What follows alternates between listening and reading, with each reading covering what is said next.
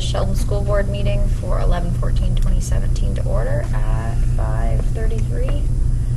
Any agenda amendments? I have two. So if you want to take a look at the board, we've added purchase cards to the budget report, and custodial sub above par is the company. I'll talk a little bit about that because we have a need for that. And so those are the two amendments. Okay. No public here. Approval of the October 10th board meeting minutes. Good. Chance to check those I out. did. I'll make a motion that we approve them as printed. I'll second. Any discussion? All those in favor of approving the October 10th board meeting minutes, aye? Aye. Aye. And, Need to do the other meetings too. oh, yes. What was the date of that? 10:30? Yes. Well, but the 17th, our informational meeting, Oh, yeah. and the 30th. Yeah, I think so. Maybe I'll make a motion that we approve the October 17th and 30th meeting minutes. I will second. Any changes or discussion? No, those were pretty straightforward. Yeah. All those in favor of approving the meeting minutes from the 30th and the 17th? Aye. Aye. Opposed? Try your function F3. Hold your function key down. Yeah. Christy, do you know how to sync Macs to a live wire projector? It should just do it. Sometimes I will close out the PowerPoint and then open it back up. I don't know why that makes a difference, but it often does.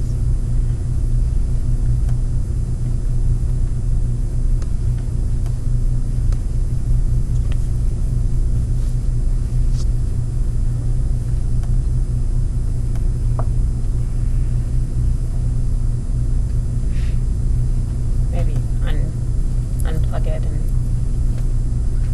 put it back in.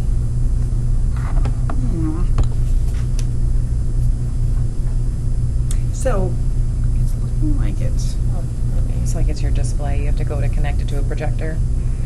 Oh, there we go. We got it. Unplug it. I don't know. There you go. It often Right, works. when all I else have no fails. idea why. Okay, so I'm up. It's time? Yeah. Okay, alrighty, well, here we go. So I'm here today to present our SBAC data from school year 16-17. So actually, before you start, Lori is is one of our instructional coaches. Her content specialty is math, but we have been using our instructional coaches in areas other than just math. So even though math is the content area that she's responsible for, and she works as a math leader in the building, in terms of instructional coaching, it really is content-less. It isn't about the content, it's about the teaching. So it's a little bit of a merging of those roles.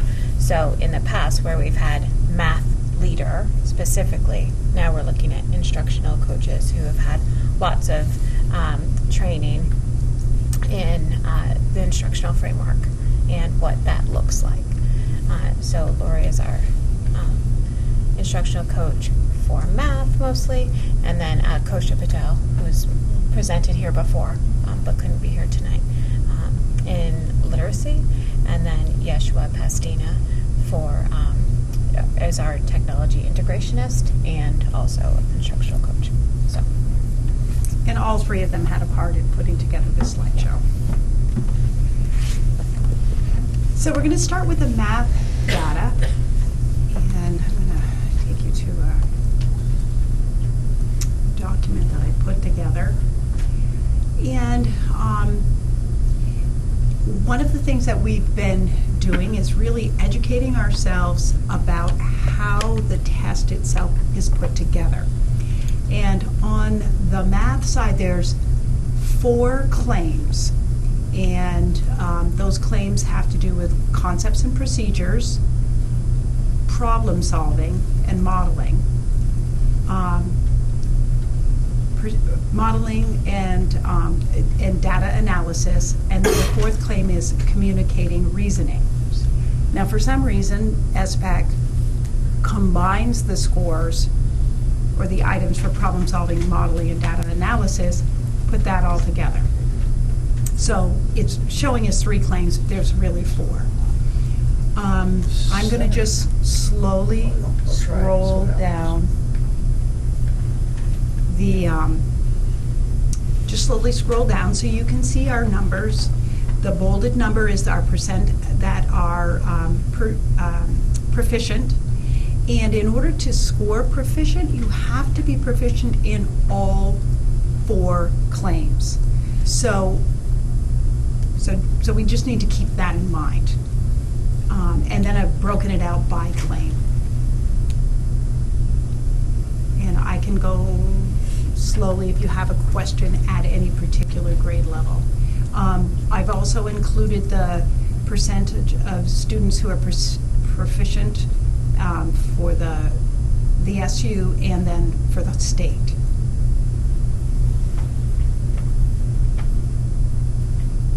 Oh, wait, can you just go back up now that I see that? Sorry, I missed that piece at the beginning. And That's quite all right. Do you want me to go all the way to the top? Yeah, if you don't mind. Okay, sure. I didn't see the SU and the state there. So in grade 3, we're pretty much in line. Have a not as good showing at grade 4. Here in 5th grade, we're in line with the rest of the SU. We're lower than the state. In 6th grade, we're in line with the state, a little higher than the SU. Grade 7, a little higher than the SU, a little lower than the state. And then we have 8th grade. Yeah. One of the things, so I know that this information isn't new information. We knew that our math scores are not great. Again, we're in line for the most part with the rest of the SU, except we do have pockets. One thing that Kosha and I especially have done is spend a lot of time looking for trends. There's ways that you can manipulate the data to look at trend lines for scaled scores and proficient, just to see, is there a trend somewhere? And the answer is no. It's not as though that we could say, oh, at this grade level, this is where kids shine all the time, or this particular class every year does well. There does not seem to be a sustainable pattern that we've detected anyway so far. One thing that I did notice, though, is that at every grade level, if you notice the number of students below, we have more kids who are below grade level or who are below proficiency in the concepts and procedures category of, or in that claim, which I thought was kind of puzzling considering the fact that you would think that problem solving and communicating your reasoning might be a little harder. But you'll see that that pattern is true at every grade level. So I went to we have a site where we can look at sample questions, and the sample questions tell us, what claim this particular problem is for, and the target, the standard that's being targeted. And so at grade 5, I've pulled up one that I would consider what we would call a procedure, following, just solve this problem using a procedure. So at 5th grade, here's an example. Enter the product. Do your multiplication, use your strategy, solve the problem. To me, that's a straight up procedure problem.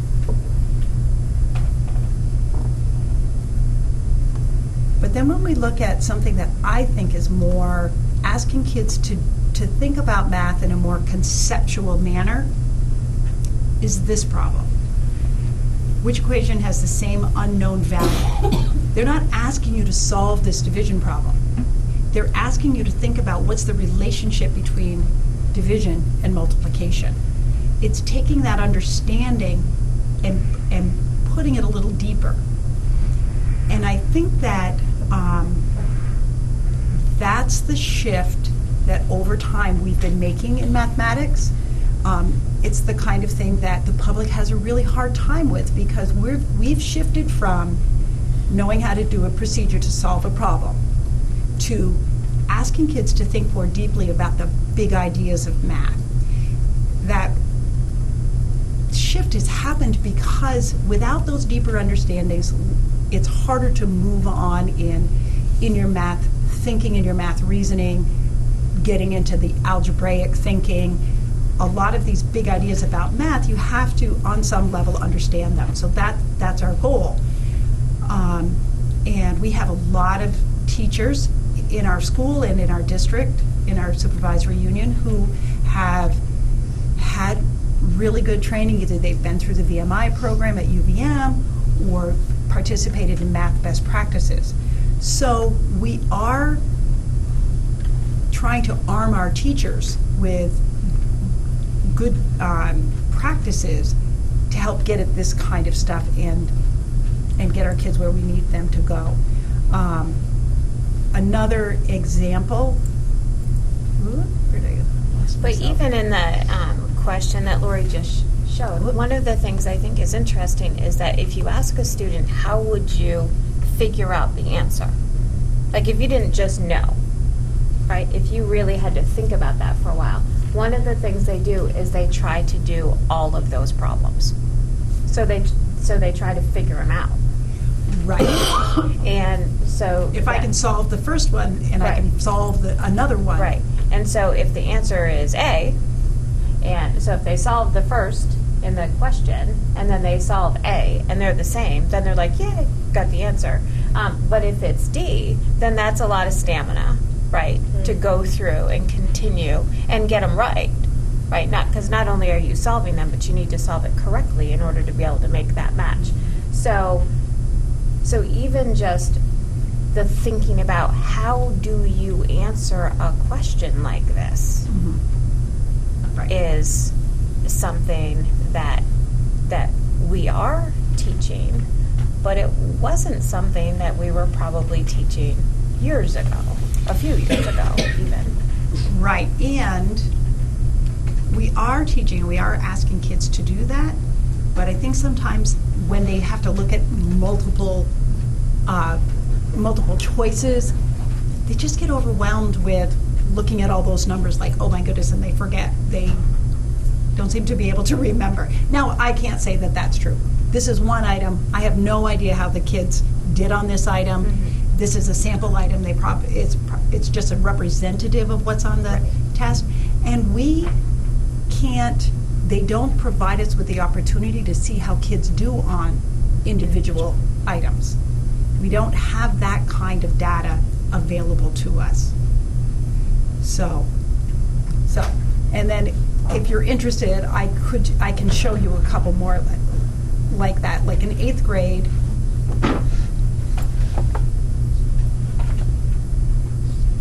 this is an example of a procedural kind of a problem. You have to understand how to, the laws of exponents to know that n is equal to 14. When you're multiplying like bases, you add your exponents. But then you get problems like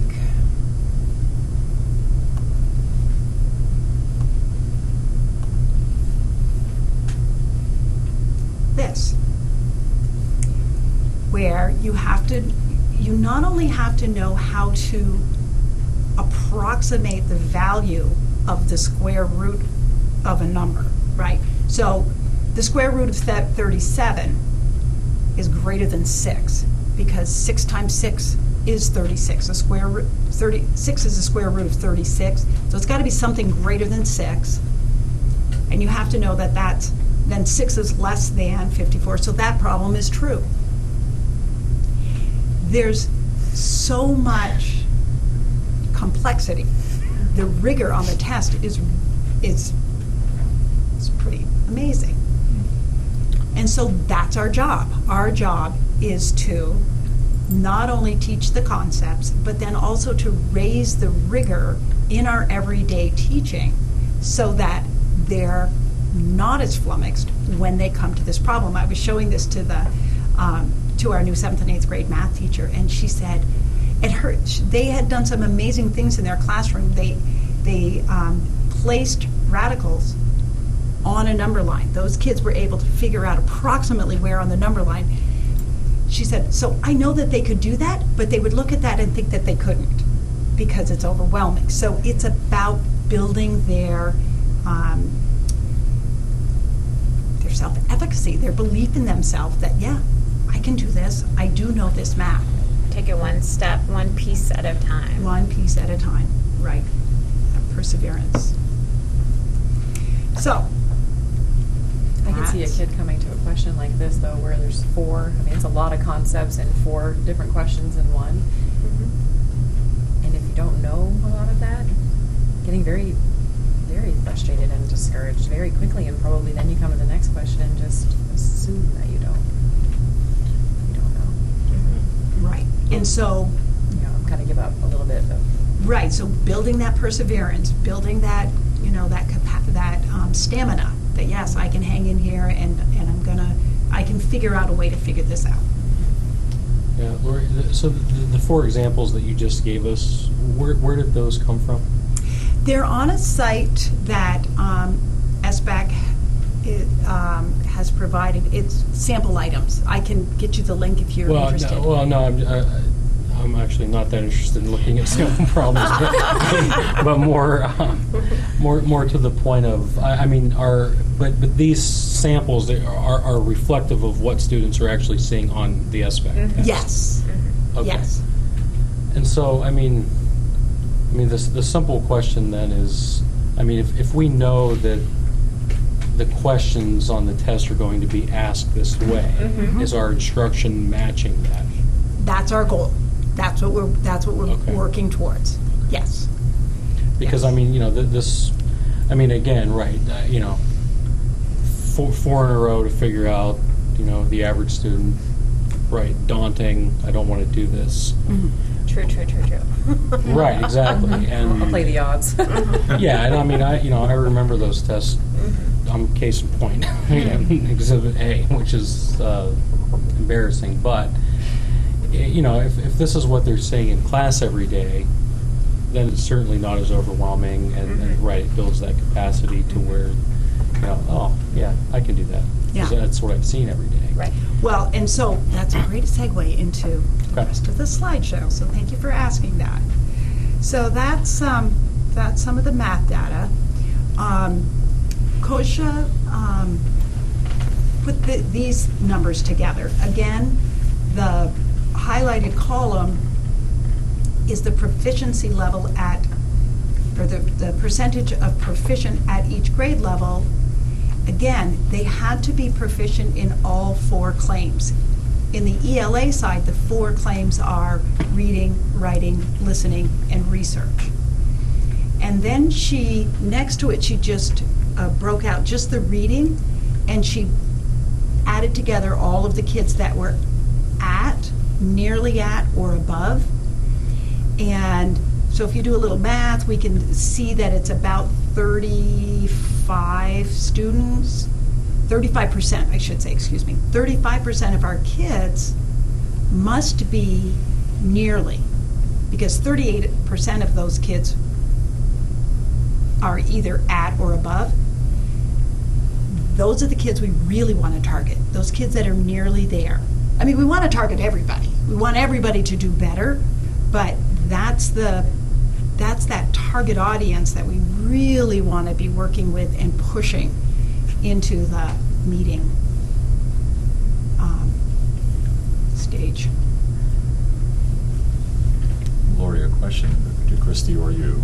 In the parent conferences, are teachers sharing with their sons and daughters, how the children did on these aspects? They received them. The amount of conversation was not great. They're Okay. 15-minute conferences. I got it. So there's a lot of information to share. Yeah. But the school, we handed out the Okay. scores with I did a little Yeah. Good. cover sheet letter. Okay. Yeah, well, I'll just say that, I mean, I was in multiple Yeah. conferences, and that was the primary topic of conversation in my meetings, at least. So Okay. I suppose those all look a little different based Yeah. on kids. Yeah. but- Right. Yeah, depending right. on the- Kids and what parents are interested in talking about. Mhm. Yeah. But certainly the information was there Mhm. to be discussed if there was time and if there were Good. people were interested. Okay. Thank you. So, given that, on the ELA side, some of the practice strategies, some of the things, how are we responding to these numbers? We want students, right from kindergarten up, to start experiencing some of the, to have some exposure to what it's going to be like to take the test. So, having kids read text online. The test is all online. So having kids get used to reading, not just from a book, but from a screen. And we do that using Raz Kids, which is a site that has level text, so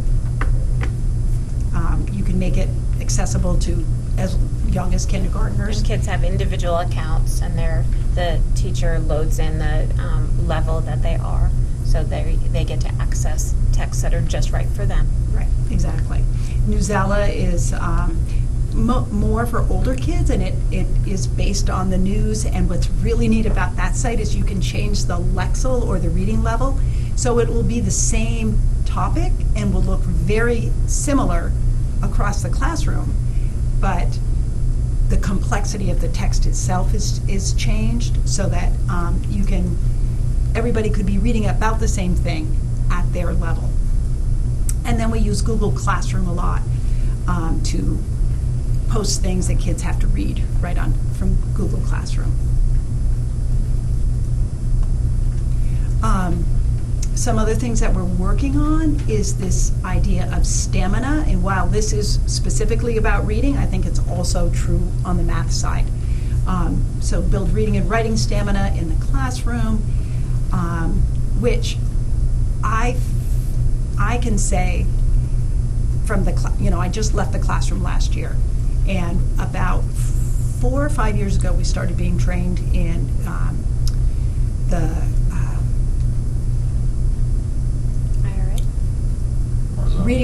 reading workshop, sorry. Okay. I knew I'd get there, reading and writing workshop. Before that, if somebody had told me that I could have kids reading for half an hour, like engaged in their reading for a half an hour, I would have laughed at them. It's like, I can't even get kids to read for 10 minutes. And we switched our instruction and the way that we were delivering our reading instruction, and it is unbelievable. You can walk into people's classrooms all over the building during reading workshop, and you will see kids sitting all over the classroom. They'll be sitting on the floor, they'll be sitting under tables, they'll be sitting everywhere. And it's not the fake reading, they will be reading. So we've been working really hard on that, on building their reading and writing stamina. Typing practice, they started that in grade 2 as a response to the fact that when kids come to grade 3, they're going to have to be expected to type their answers, but they hadn't had a lot of experience. So they're working on building up their typing skills.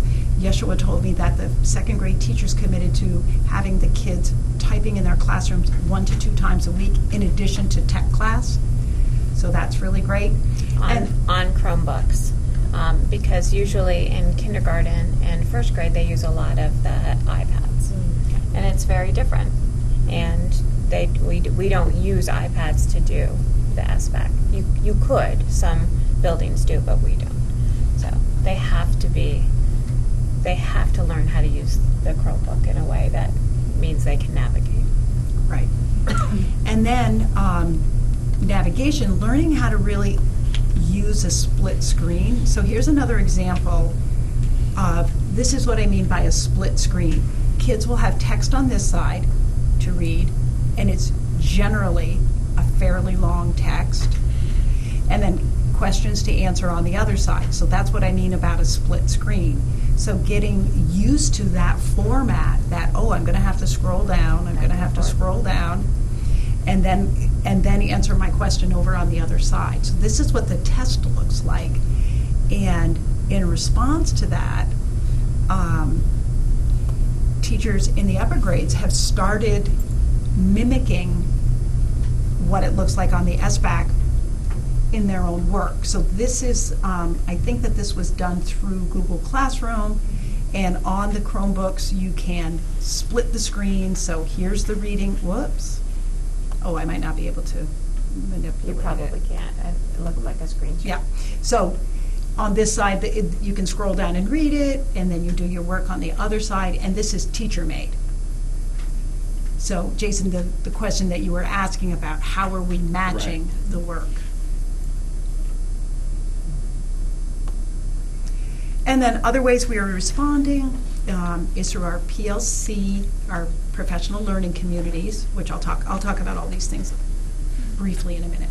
Our in-service training with staff around SBAC, grade level plans for addressing test-taking factors, and then we are going to have a Christmas event with a parent workshop on reading with your child, and then book and math giveaways. So, professional learning communities happen. Grade level teams meet weekly, and to look at data and to talk about how are we going to respond to this data. So teachers are tracking their students in real time using formative assessment. They bring that information to the PLC. We talk about, so what is this data showing us? What are we going to do about it? And then they work closely with content specialists and the interventionists. We make reteach groups or strategy groups in math and literacy. So that's just good instruction, whether you're taking a test or not. And so that's our first line of offense. I don't want to call it defense. Our first line of offense is our Tier 1 instruction and our PLC work. And then in October, we did probably a 2-hour in-service, part of our in-service with the whole staff, about really getting to know the SBAC. And one of the big takeaways from that is we used to talk about, we don't want to teach to the test. But our priority standards are based on the Common Core standards. We have the big Common Core standards. We've identified our priority standards, and our priority standards are exactly in line with the SBAC, or actually, SBAC is in line with the Common Core. So we're teaching to the test all the time. Everything we do here is going to be is standards based, so it's on the test. So the first thing we have to do is kind of get rid of this idea that, it's different and separate. It's not. It's what we do. It's just an extension of what we do. And after our presentation, we asked teams to make plans at each grade level to address these 4 factors that we know influence their achievement on their test. And the first one is that whole idea of self-efficacy, helping kids to build their confidence, and that yes, you can do this, and providing practice that's targeted and that does mimic the test. Identifying must-know vocabulary in math and ELA. An example I can think of is the word evaluate. It will say, evaluate this equation. Well, it means solve. And we might say solve, but we have to identify those words so that we're using them and the kids can go back and forth easily. When they see the word evaluate, they don't go, oh no, what does that mean? I think in the lower grades they found the word unknown. Oh, yes. We hadn't used the word unknown. We had used the word answer or Right. solve for the missing number. Right. Right? But they used unknown, and that was enough that kids were like, I don't know what to do. I don't know what that means, when they did. But So the in-service, each grade level really dug into the test, and they looked at how questions were worded. What were the directions? Like, were there things in the directions that a kid might not have seen because we don't say it that way? And can we now pre-teach and use that same kind of, the split screen was one, especially the upper grades. Right. But it's even in grade 3 that they have the split screen. But the split screen was huge. They're like, they really have a hard time going back and forth and understanding. I can scroll, and then I'm answering my questions, and then if I'm answering my question but I'm still not sure, I could go back and look, and I could scroll again, and I could probably find it. And just understanding the way to navigate that, and that was number one, okay, and that's what they were supposed to do. So that when Lori talks about the vocab especially, it's just, what are those words that our kids are not going to know? Tricky ones. That they might get like, what am I supposed to do here? Because the test is the test is the test, and we can complain about it and moan about it but that's not going to help our kids. So our job is to help them to decipher what the test is, and we have to do that first. And then we talked about the typing and the different technology tools. So, and then our next step is we're going to continue this work in January at our in-service. We're going to, SBAC provides opportunities for kids to practice the test. There's these sample items that you can use, the ones that I was showing you. There's also longer tests. There's block tests that, it's a block of questions about a particular area of math or ELA. And then there's the ICA, the comprehensive test, that simulates the SBAC. And you can get back, you can get feedback back from that about things that kids are struggling with. So then you can.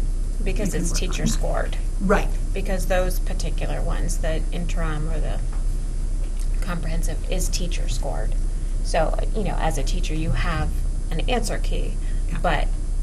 but you score it. So you can look at each kid and the question if you take that. It does mimic the test though, so it's very long. Yeah, and it covers everything. And so if you're trying to give a test in January and there's content that you haven't gotten there, which is why the block test is nice, because the block test, you can give a block test on all of the material that you've already taught. So that's where we're at. Okay. I have a series of questions, but I don't want to dominate. So, Julia. So first of all, just as we look at the sort of big picture of where Sheldon SBAC scores fall. Is there something you want to look at No. again? Okay. Just in the broad picture. Yes.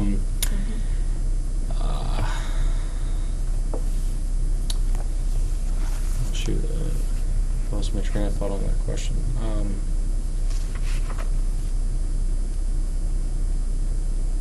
Oh yeah. So let me ask you this. I mean, you're working with all the teachers. Do you feel like,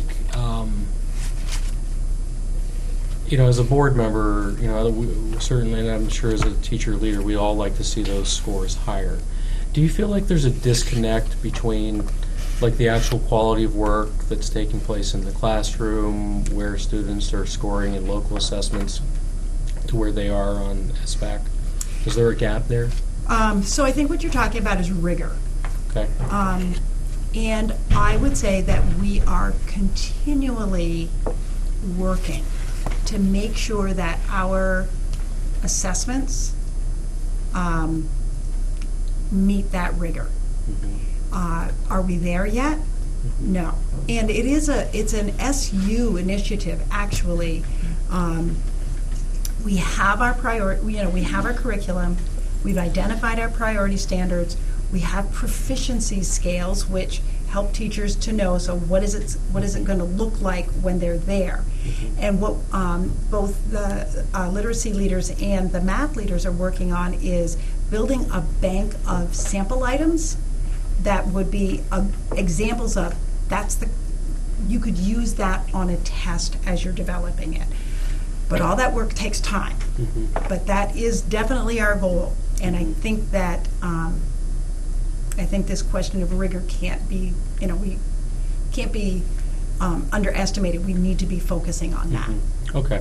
The reason why I'm asking that is just to see if that's across the board, because I was, just in my experience with my own kids, I see, meeting or above proficiency across the board all last year, but then when I looked at their SBAC test scores, it didn't reflect that. Mhm. And that's, Mhm. Yep. so then that begs the question, well, okay, which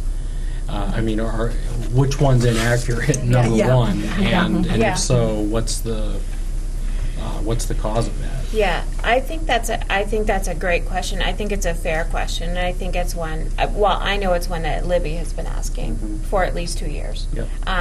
And so what I think is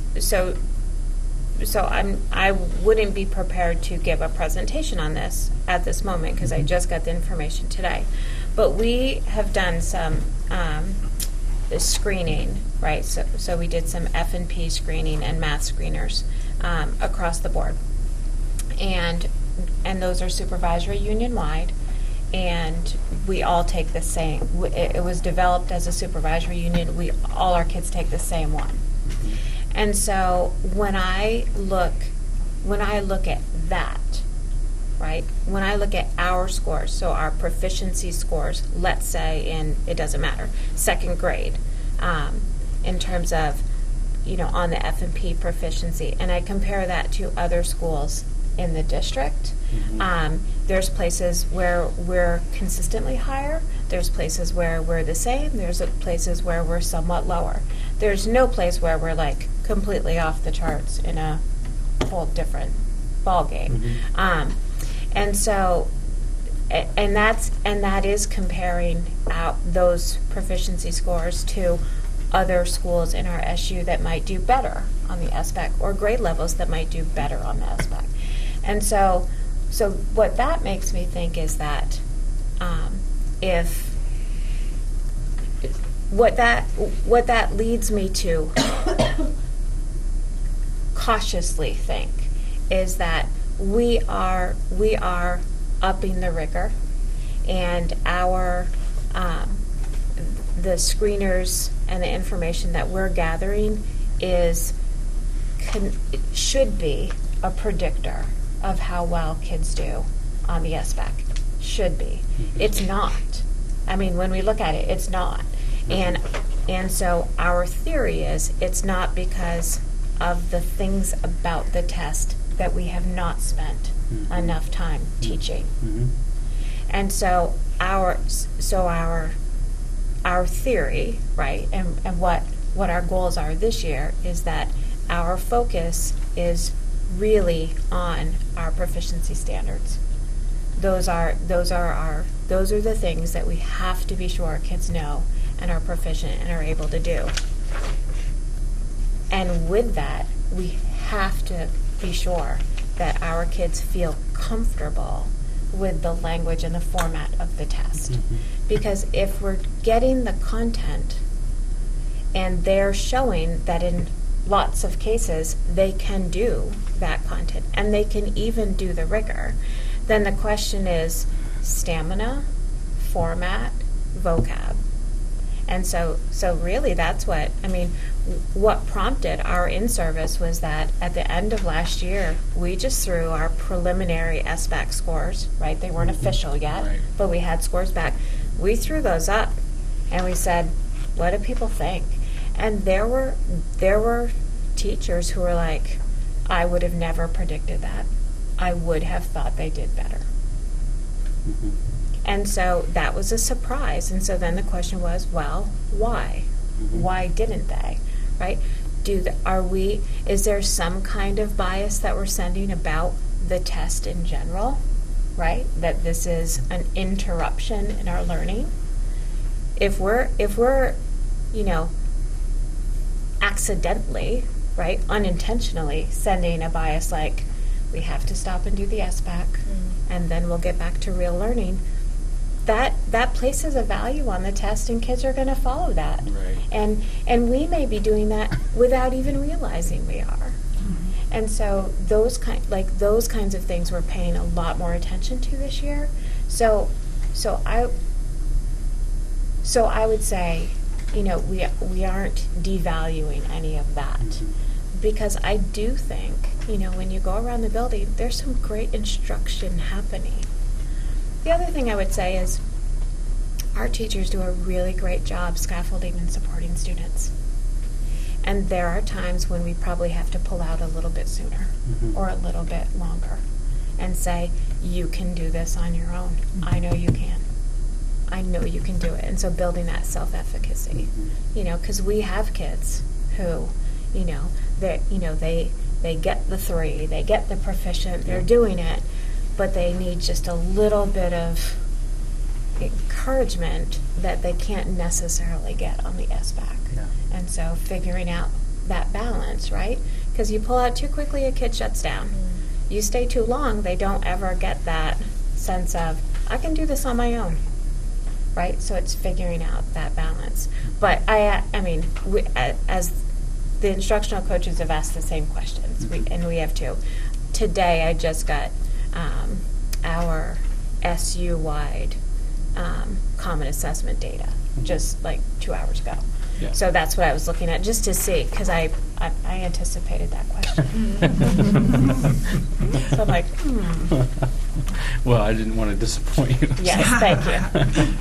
Well, let me ask actually a follow-up, because this is right along with that. So, and you may not know this question, but I'd be very interested in hearing from both of you on this. So, because I've heard a little bit of scuttlebutt around it, but when you look at our school culture-wide, how much do our teachers really buy into the importance of this test?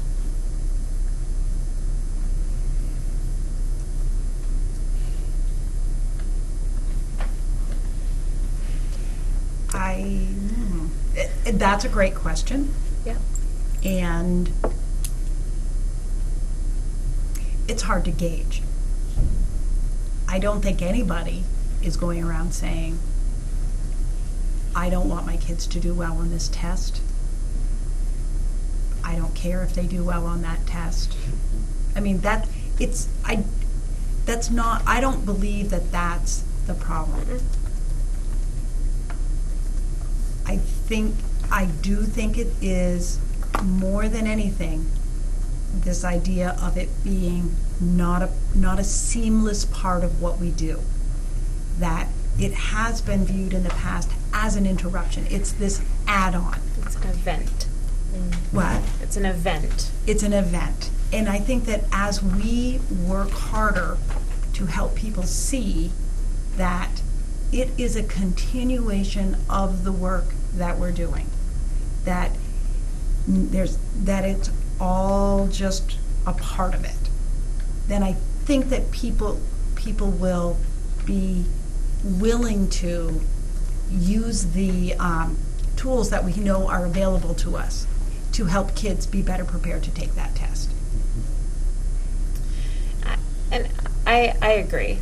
There's no one who is publicly standing up and saying, no, I don't care. I don't want to prepare kids. There's no one that is saying that at all. But I think that under No Child Left Behind, these kinds of events, right, were used as a stick, right, and somewhat a carrot, but mostly a stick, and so it just felt like a one-shot deal that a kid either came ready to do it or they didn't. It was hard to build any kind of internal motivation because kids don't ever see it. Like, it never comes back. They don't ever get to look at it. There's a weird score that they don't understand that happens much later, usually the next year. And so all of that, I think, contributes to, not feeling like this is an authentic measure of learning. As we transition to SBAC from NECAP, and as our instruction has changed and we are looking more closely and saying, but is this a good piece of text? Right? When you pull up a text and you read it, is it valuable? Is it diverse? Is it rich? Is there good things in it? Are these good questions? You know, as people start digging in and saying, yeah, that is a good passage, or, you know, those are good questions, then it's like, well, then why wouldn't we, number one, want to mimic it? And number two, why wouldn't we want our kids to experience this and do as well as they can and give them as, so I think it's a shift. But I would say that there has historically, I don't know in this building because I haven't been here long enough, but historically there has been sort of a negative feeling about the way that we use tests that are one moment in time to place a value on a kid's learning and how well a school does.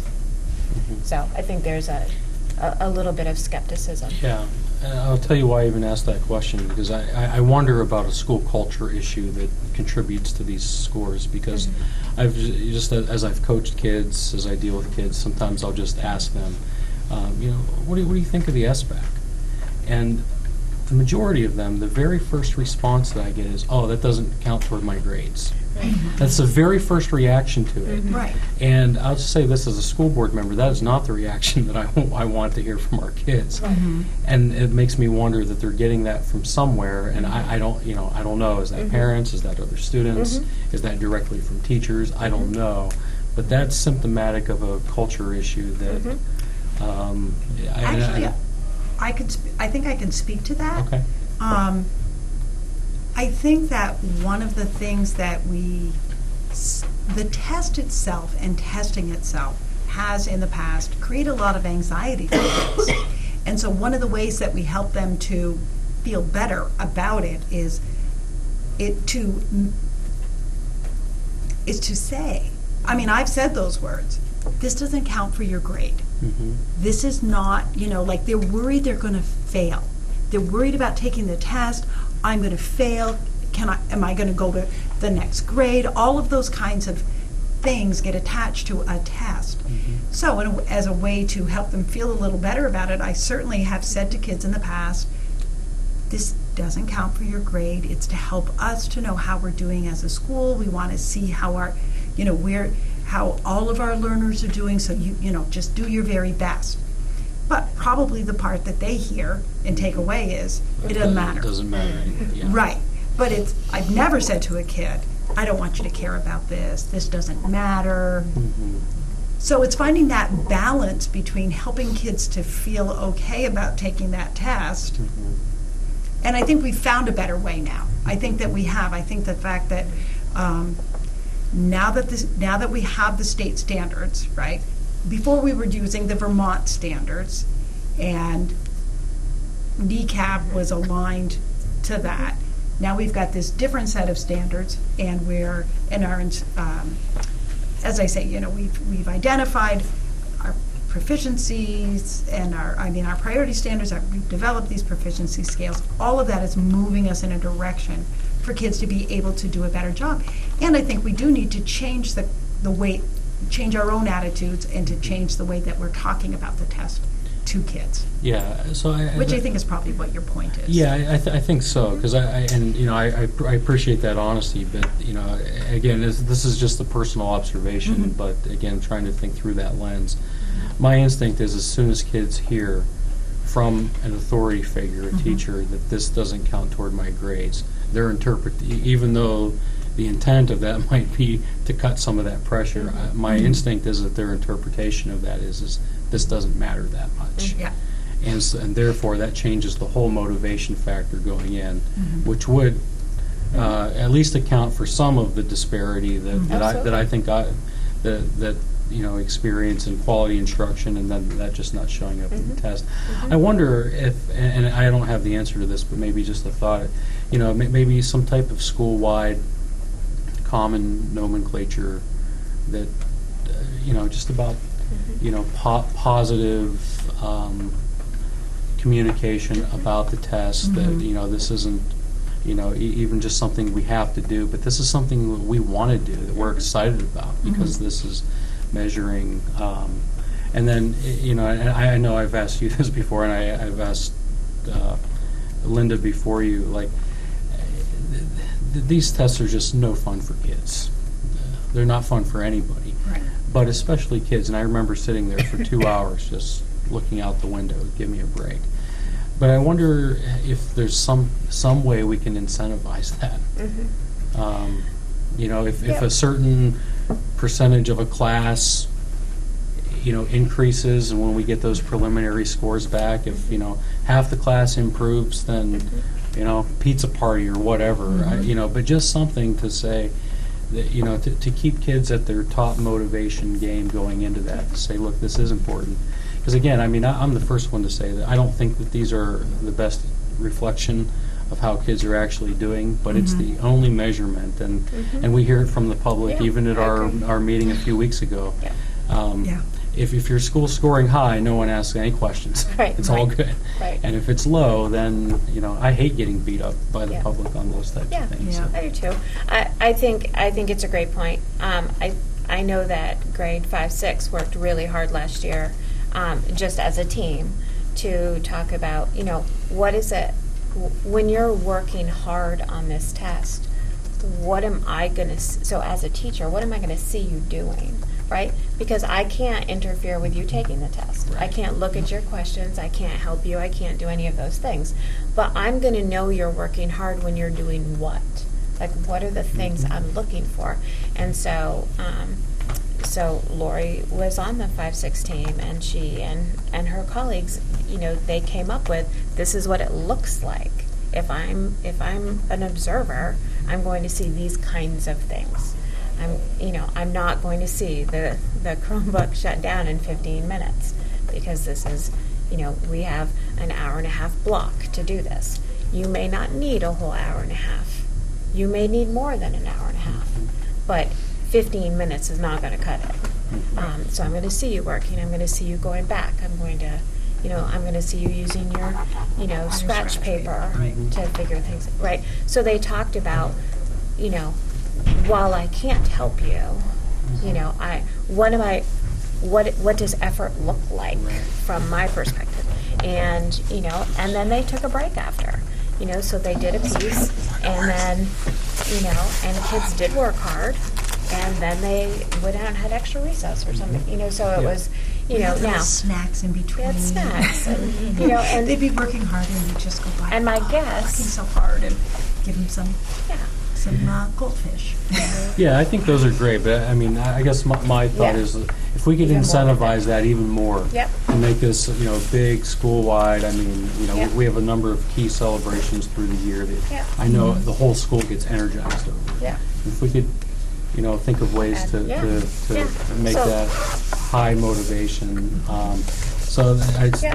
two more quick questions, then I'm done. I'll leave you alone. Jason, could I just follow up with a response to that Yeah, question? please. MDU's looking at that, because last year, it's fairly obvious that students might not have taken, as juniors, might not have taken that too seriously.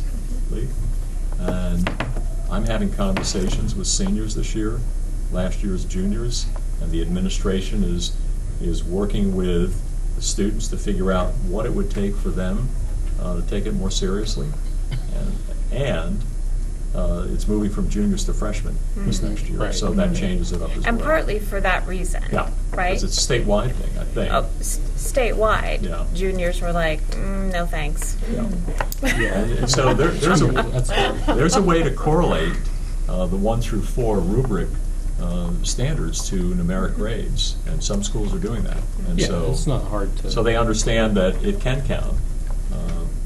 It's not the best correlation, but I think it steps it up a bit on Yeah. motivation.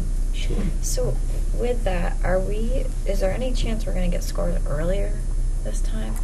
Because the scores coming out the next year and not being able to see how we did, you know, for that celebration, it makes it so removed that it's not as Yeah. motivating. Well, So we we have do get preliminary, preliminary right? scores. That's what We I just thought. don't get They aren't certified. We don't get everything, but we do have preliminary scores at the end of. Well, it depends on when you take them because the window is much larger, much longer. Not probably larger, but the window's longer, and so you can take the SBAC into June. And so if you went that late, then you probably wouldn't be able to even get preliminary scores. But we don't go that long unless we had a absentee issue, which we had to do some makeup. But Yeah, when did we get preliminary scores last year? It was Before we left, Yeah, before we it was left for the before the summer. end. So that's what I mean. I mean, I think there's an Yeah. opportunity there that, you know, Yeah. you could make that broad again to Yeah. incentivize with a whole Yeah. classroom. That if we improve our scores Mhm. or a certain, you know, a Yeah. percentage of that, and, you know, and again, you know, let's budget for pizza or ice cream or, you know, a full day because it is the one measurement that gets used to judge the whole school. And I just feel like if we cheat ourselves on that, then we have a perception issue Yeah. which is absolutely. And and we've said that, you know, Yeah. when we sit down to analyze the scores, or we sit with teams of teachers, we're like, okay, well, Yeah. I mean, nobody likes to have, believe me, it's demoralizing. From a teacher perspective, when you know how hard you've worked and you know how hard those kids have worked, and Yeah. then it's like, how did that happen? Yeah. You know? Yeah. So two more quick ones. So the next one is is it true that we don't mandate all teachers to administer a practice test for SBAC? Or we leave it up to individual teachers? Is that how we do it? So grade level teams decide how they're going to practice. They don't. So we haven't mandated the interim test, which is the whole piece. But even last year, at every grade level, they did at least some of the block assessments. Okay. So, but we haven't mandated the interim. And Why not?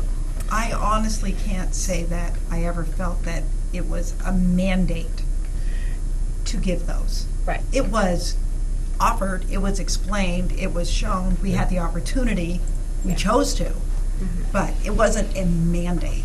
Nobody said, everybody's going to give this. Yeah. Yeah. This year we did do it a little differently. We said every grade level had to come up with a plan Okay. and submit their plan. This is how we are going to practice for the SBAC.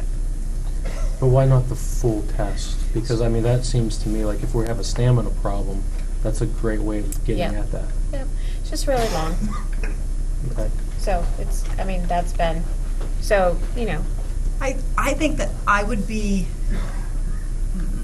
I want to say this, I might be more interested in people giving the block tests on the material that they've taught, rather than to give the whole test on material that they haven't gotten to. But I've never given the whole, the interim, the interim comprehensive test. So honestly, I don't know how long it takes. Mhm. So I think it would certainly be worth figuring that out. Yeah, I mean, the reason I bring that up is, I mean, if there is a test that can be taken, we know we have some stamina problems and some nomenclature issues. I mean, by making, and I mean like top down, everybody's on board. Again, school culture, like Yeah. not optional. We're doing this as a full team. Everybody's engaged. And then we administer that, and then, you know, when it actually comes time for the test, I mean, it's just like practicing, you know, dribbling to get ready for your game. I mean, if we have that available to us, I mean, it seems crazy to me, no matter how difficult it might be, to not do that. And again, if it's hard, it's long, it's rigorous, like, all the better in my book, because Yeah. it's an actual simulation of what they're going Yeah. to experience. I don't think that, well, I mean, I said it was long. a couple times, which it is. But I think the issue is really more here's the curriculum we have for the year, and this amount of time to take this means there are going to be things that maybe we aren't going to get to, or we're not going to do. One of the things, this doesn't directly answer your question, but one of the things we have talked about is, are there places like the block assessments, right, which are the pieces? Can we use, are there block assessments that we can use as part of the curriculum? Like, could that be the common assessment for that grade level? So it's you get more bang for your buck. If this matches what you just taught and you have to do an end of unit assessment, can it be this? And so that's one of, so that was one of the things that we really pushed this year. Are there pieces that you can use as your assessment? And so maybe there are pieces of the longer comprehensive that could be part of an assessment. To really have it probably be a predictor of how students would do, we would have to do it January, I would say. I would think, because we're going to start, we will start doing, the real aspect in March. Yeah. And so you'd have to do it in right. January in order to have time to take it, assess it, and then make any, like interventions. Right. Well, yes, and I think, in some ways that would be ideal, so that you could assess it and then make adjustments. But I guess what I'm saying is, to do the blocks, absolutely, but a both and approach, and still do the whole thing. And what I'm thinking is not even so much to assess and tweak, but as pedagogy, as let's learn how to take a long test. Yeah. And even if it's getting into curriculum that hasn't been covered yet, I would still see tremendous value to that, based on what I've heard with stamina issues, nomenclature issues, that would really force kids to build capacity for taking tests. And, as much as I hate SATs and ACTs and all, it's all the same thing. It's one standardized test that measures the world, which is ridiculous. But it's the one game, and if you don't do well on that one, and I remember my best friend in college was taking the MCAT to get into medical school, and I thought he was nuts wasting all of his time, but he did every practice test there ever was, scored well, and now takes about 10 times what I make. Fair enough. But anyway, all that to say is that, anyway, I guess I just want to push hard on seeing the importance of, and even for my own kids, I'll say that, I don't feel like that's wasted time if it's forcing it's bringing the rigor up and increasing the stamina for that objective. Last thing I'll say is, to that very issue of stamina is, and I've wondered this for a while now, and as my kids are getting older, it makes me wonder even more, but I wonder some of our stamina issues too, if that could be drawn back to our homework policy. And so, just with lack of practice, I asked teachers in conferences this year just about the homework policy, and the answer that I got right across the board was that some of our kids that really struggle with home issues probably wouldn't do it. And I just say that was not a satisfactory answer for me, that maybe they won't, but boy, maybe there's half the class that would take that seriously. And if you have a bunch of 4s above proficiency and still have some down here, well, boy, I'd rather have that anyway. And two, I wonder, because I have a family member in 10th grade, and I see his homework load, and as my kids get older into 6, 7, 8, without building that stamina, I would hate for them to drop into 9th and 10th and have a whirlwind shot. And so I maybe someone can talk to that rationale for that. I think that there's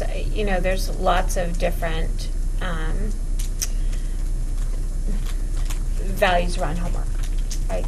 I think that for homework, I think that we have to really think about what is the purpose of homework, and if we are sending homework that kids can't do independently, then that's a setup. If I have to get help, if I need help to do my homework, then it shouldn't be going home. Mhm. Because No, I there is agree. not necessarily, even if there is someone home who provides a desk and the, you know, the space and the quiet you need to do your homework, that person may not be able to help you with your homework. So I think that, you know, we always have to think about what kind of work are we sending home? Is it something a kid can do independently? And then what are you going to do with that the next day? How are you going to honor that work, or what are you going to do with it? Is it something? So I taught at the high school for a long time, and for a long time I gave homework, and I would have half the class come in and they wouldn't have done it.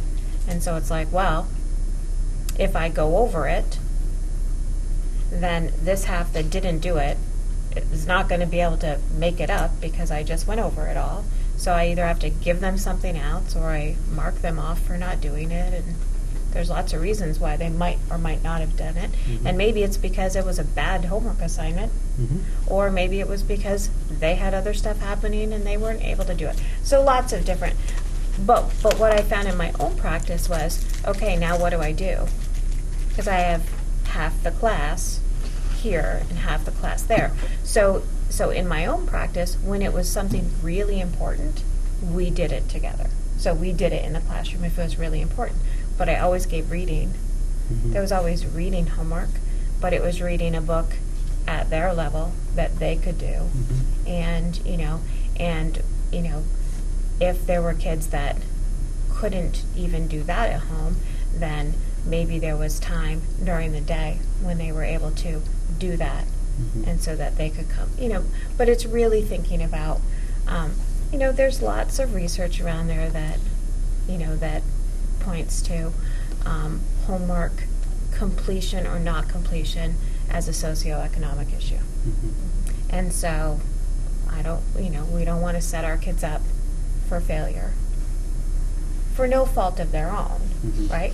That being said, there's lots of kids who have lots of things happening at home that are still able to do their homework, despite the fact that there's not a quiet place or they didn't have much time. So it's just thinking about your culture, getting people on board with it. What do you do when they don't do their homework? I know for me, because I made a real shift to valuing homework less. And one of the big issues for me is, what do we do with those kids who aren't completing their homework? I'm not going to keep them in for recess. Kids need to move their bodies, right? So, do I keep them after school? And then if we just, only kids who are able to do their work bring it in, pretty soon those kids don't want to do their work when they know their classmates don't have to. So it's figuring out how do you make it important. So what I suggest to people, parents who are interested in some sort of work at home, I say, read with your child. Reading is always a great thing. Or play games. On the math side, thinking about logic and playing games and spending your time together with them. I want kids to go outside and play. They've been in school all day long. They've been, there's, plus all of their activities, all of the things that they have to do.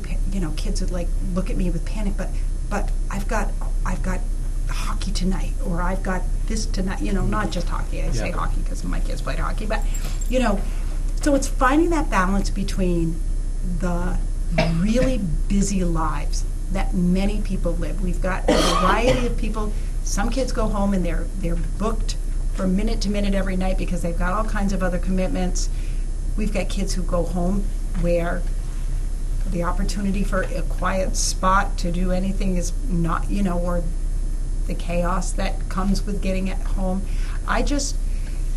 I just got to a point where I couldn't figure out how to do homework in a way that was equitable to all of the kids. And if it's not equitable for everybody, then I couldn't see the value that with the research that says it doesn't really make.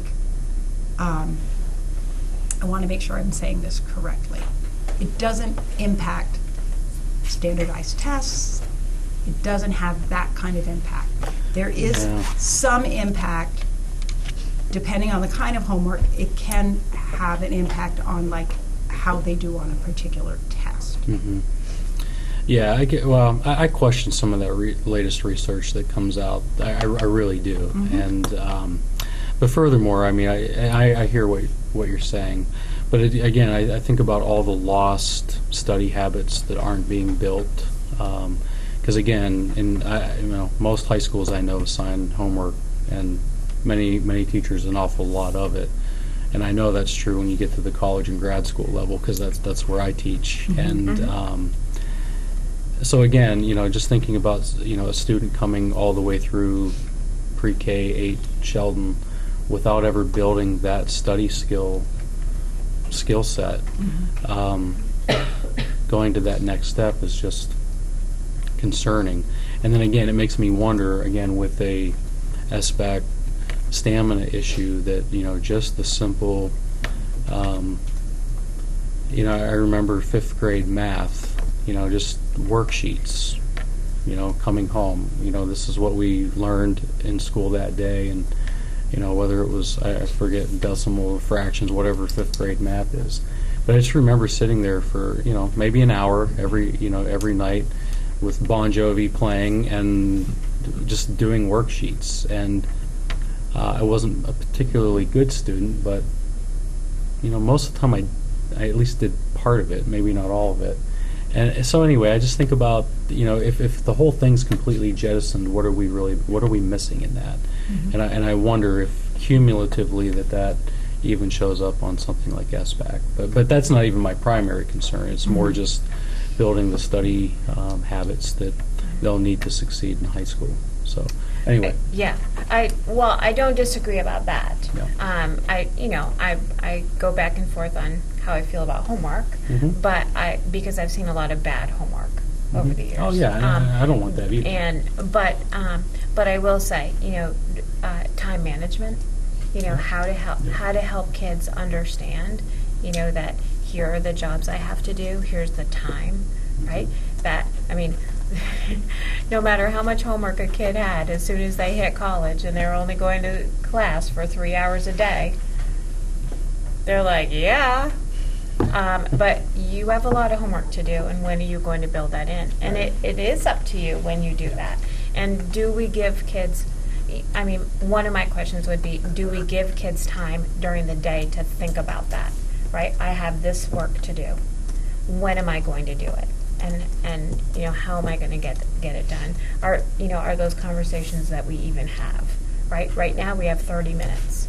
Are you able, this work, are you going to be able to get it done now? You're going to have to do it later? Are you going to have to bring some of it home, right? How is that? So I think there are some study skills that we could begin even in the classroom, and then maybe some of them do translate into homework at some levels or in some grades or even in just some subjects. I think of math as an example of things that are helpful if you get to automaticity, right? So maybe your math multiplication facts, but if you knew them like this, math just goes a little quicker, and so is that something you could practice at home, right? That's what I remember doing with my kids for a long time. Flashcards, just over and over and over. Right, really quick. And that, and it wasn't because they didn't know them. It's because they didn't know them very quickly. They would have to think. Or Emma would be mad, but she'd count on her fingers. She'd be mad that I said that. She's probably not watching. Probably not. But so I hear. Yeah, I just appreciate that being in the discussion, and like I said, trying to build those study habits into my own kids. But when they're never being assigned homework that's Yep. coming home, it's harder to do that on your own as a parent. So, Yep, I agree. and those are skills that I want my kids to not only have but to excel at. But actually, in my personal opinion, IQ has very little to do with how successful you are, but perseverance and hard work has far more Absolutely. to do with it. Absolutely. And if that can be built at an earlier age, I just think that's a wise approach to education. So, anyway, I'm all done. I thank you. I appreciate. That's quite all right. I have a couple questions. They're quick. So we are sort of in a unique position as a choice school where we don't see our kids through high school. Do we ever get the scores for our kids who are in high school that's in a order good to question. see, do the trends, and I know we haven't developed trends yet, but when Yeah. we see the trends here, do those trends carry into high school for our kids? So how they do at Sheldon, is that how they Yeah. do in high school as well? Yeah, we haven't. I mean, I haven't. So I'll say that.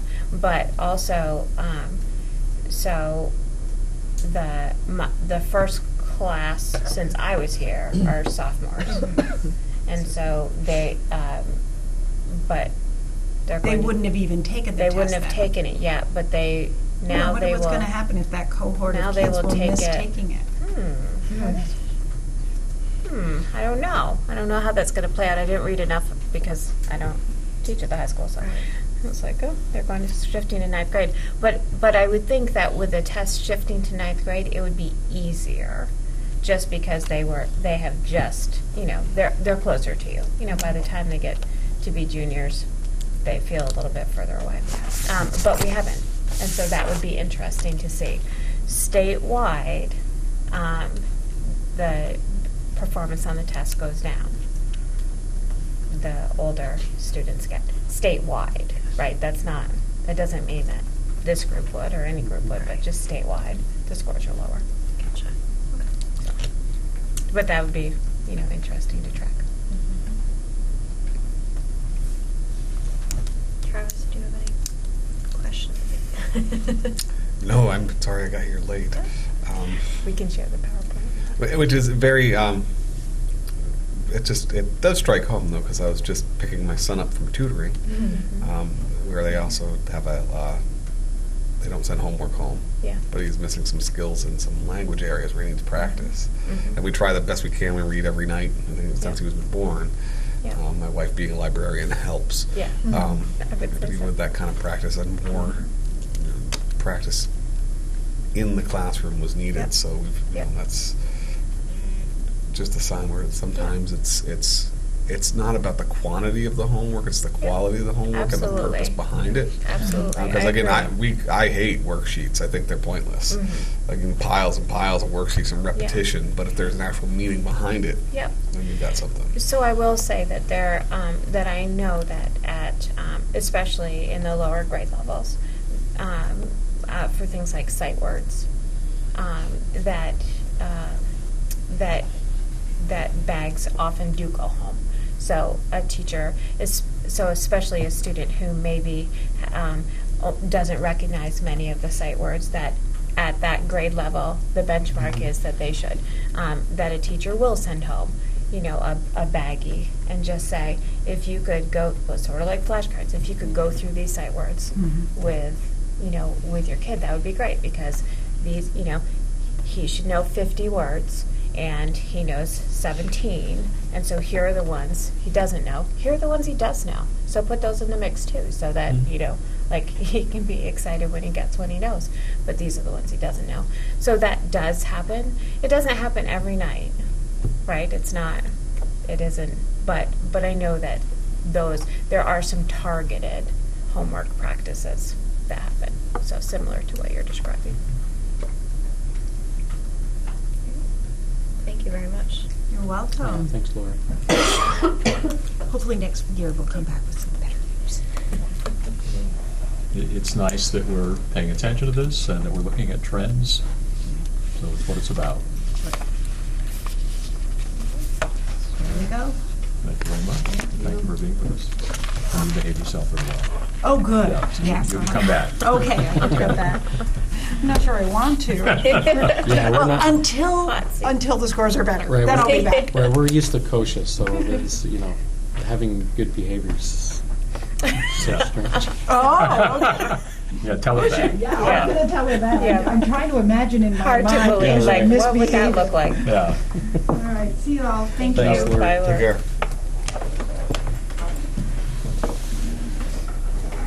So where are we at? We're on the business report. Oh, okay, we're just there. Okay. All right.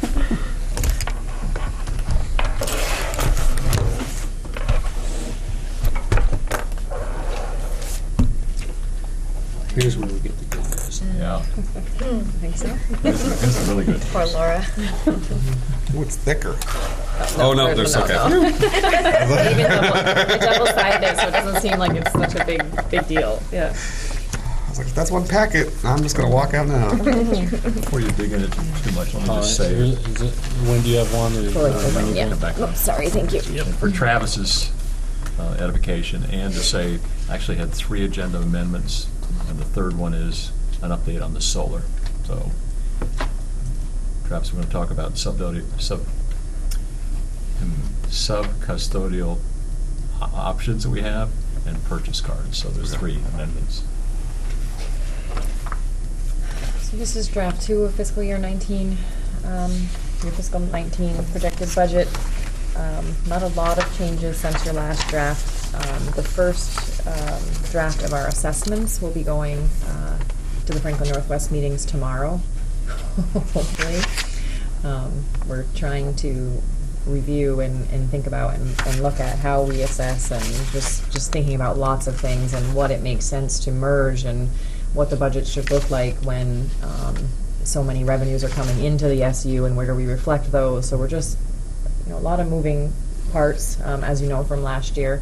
So there's been a lot of discussion in our office around that. But that first draft will be going to Franklin Northwest Board tomorrow night for consideration. And once that happens and they've reviewed that, then I'll add those numbers in as far as your ECP and central office and special ed assessments.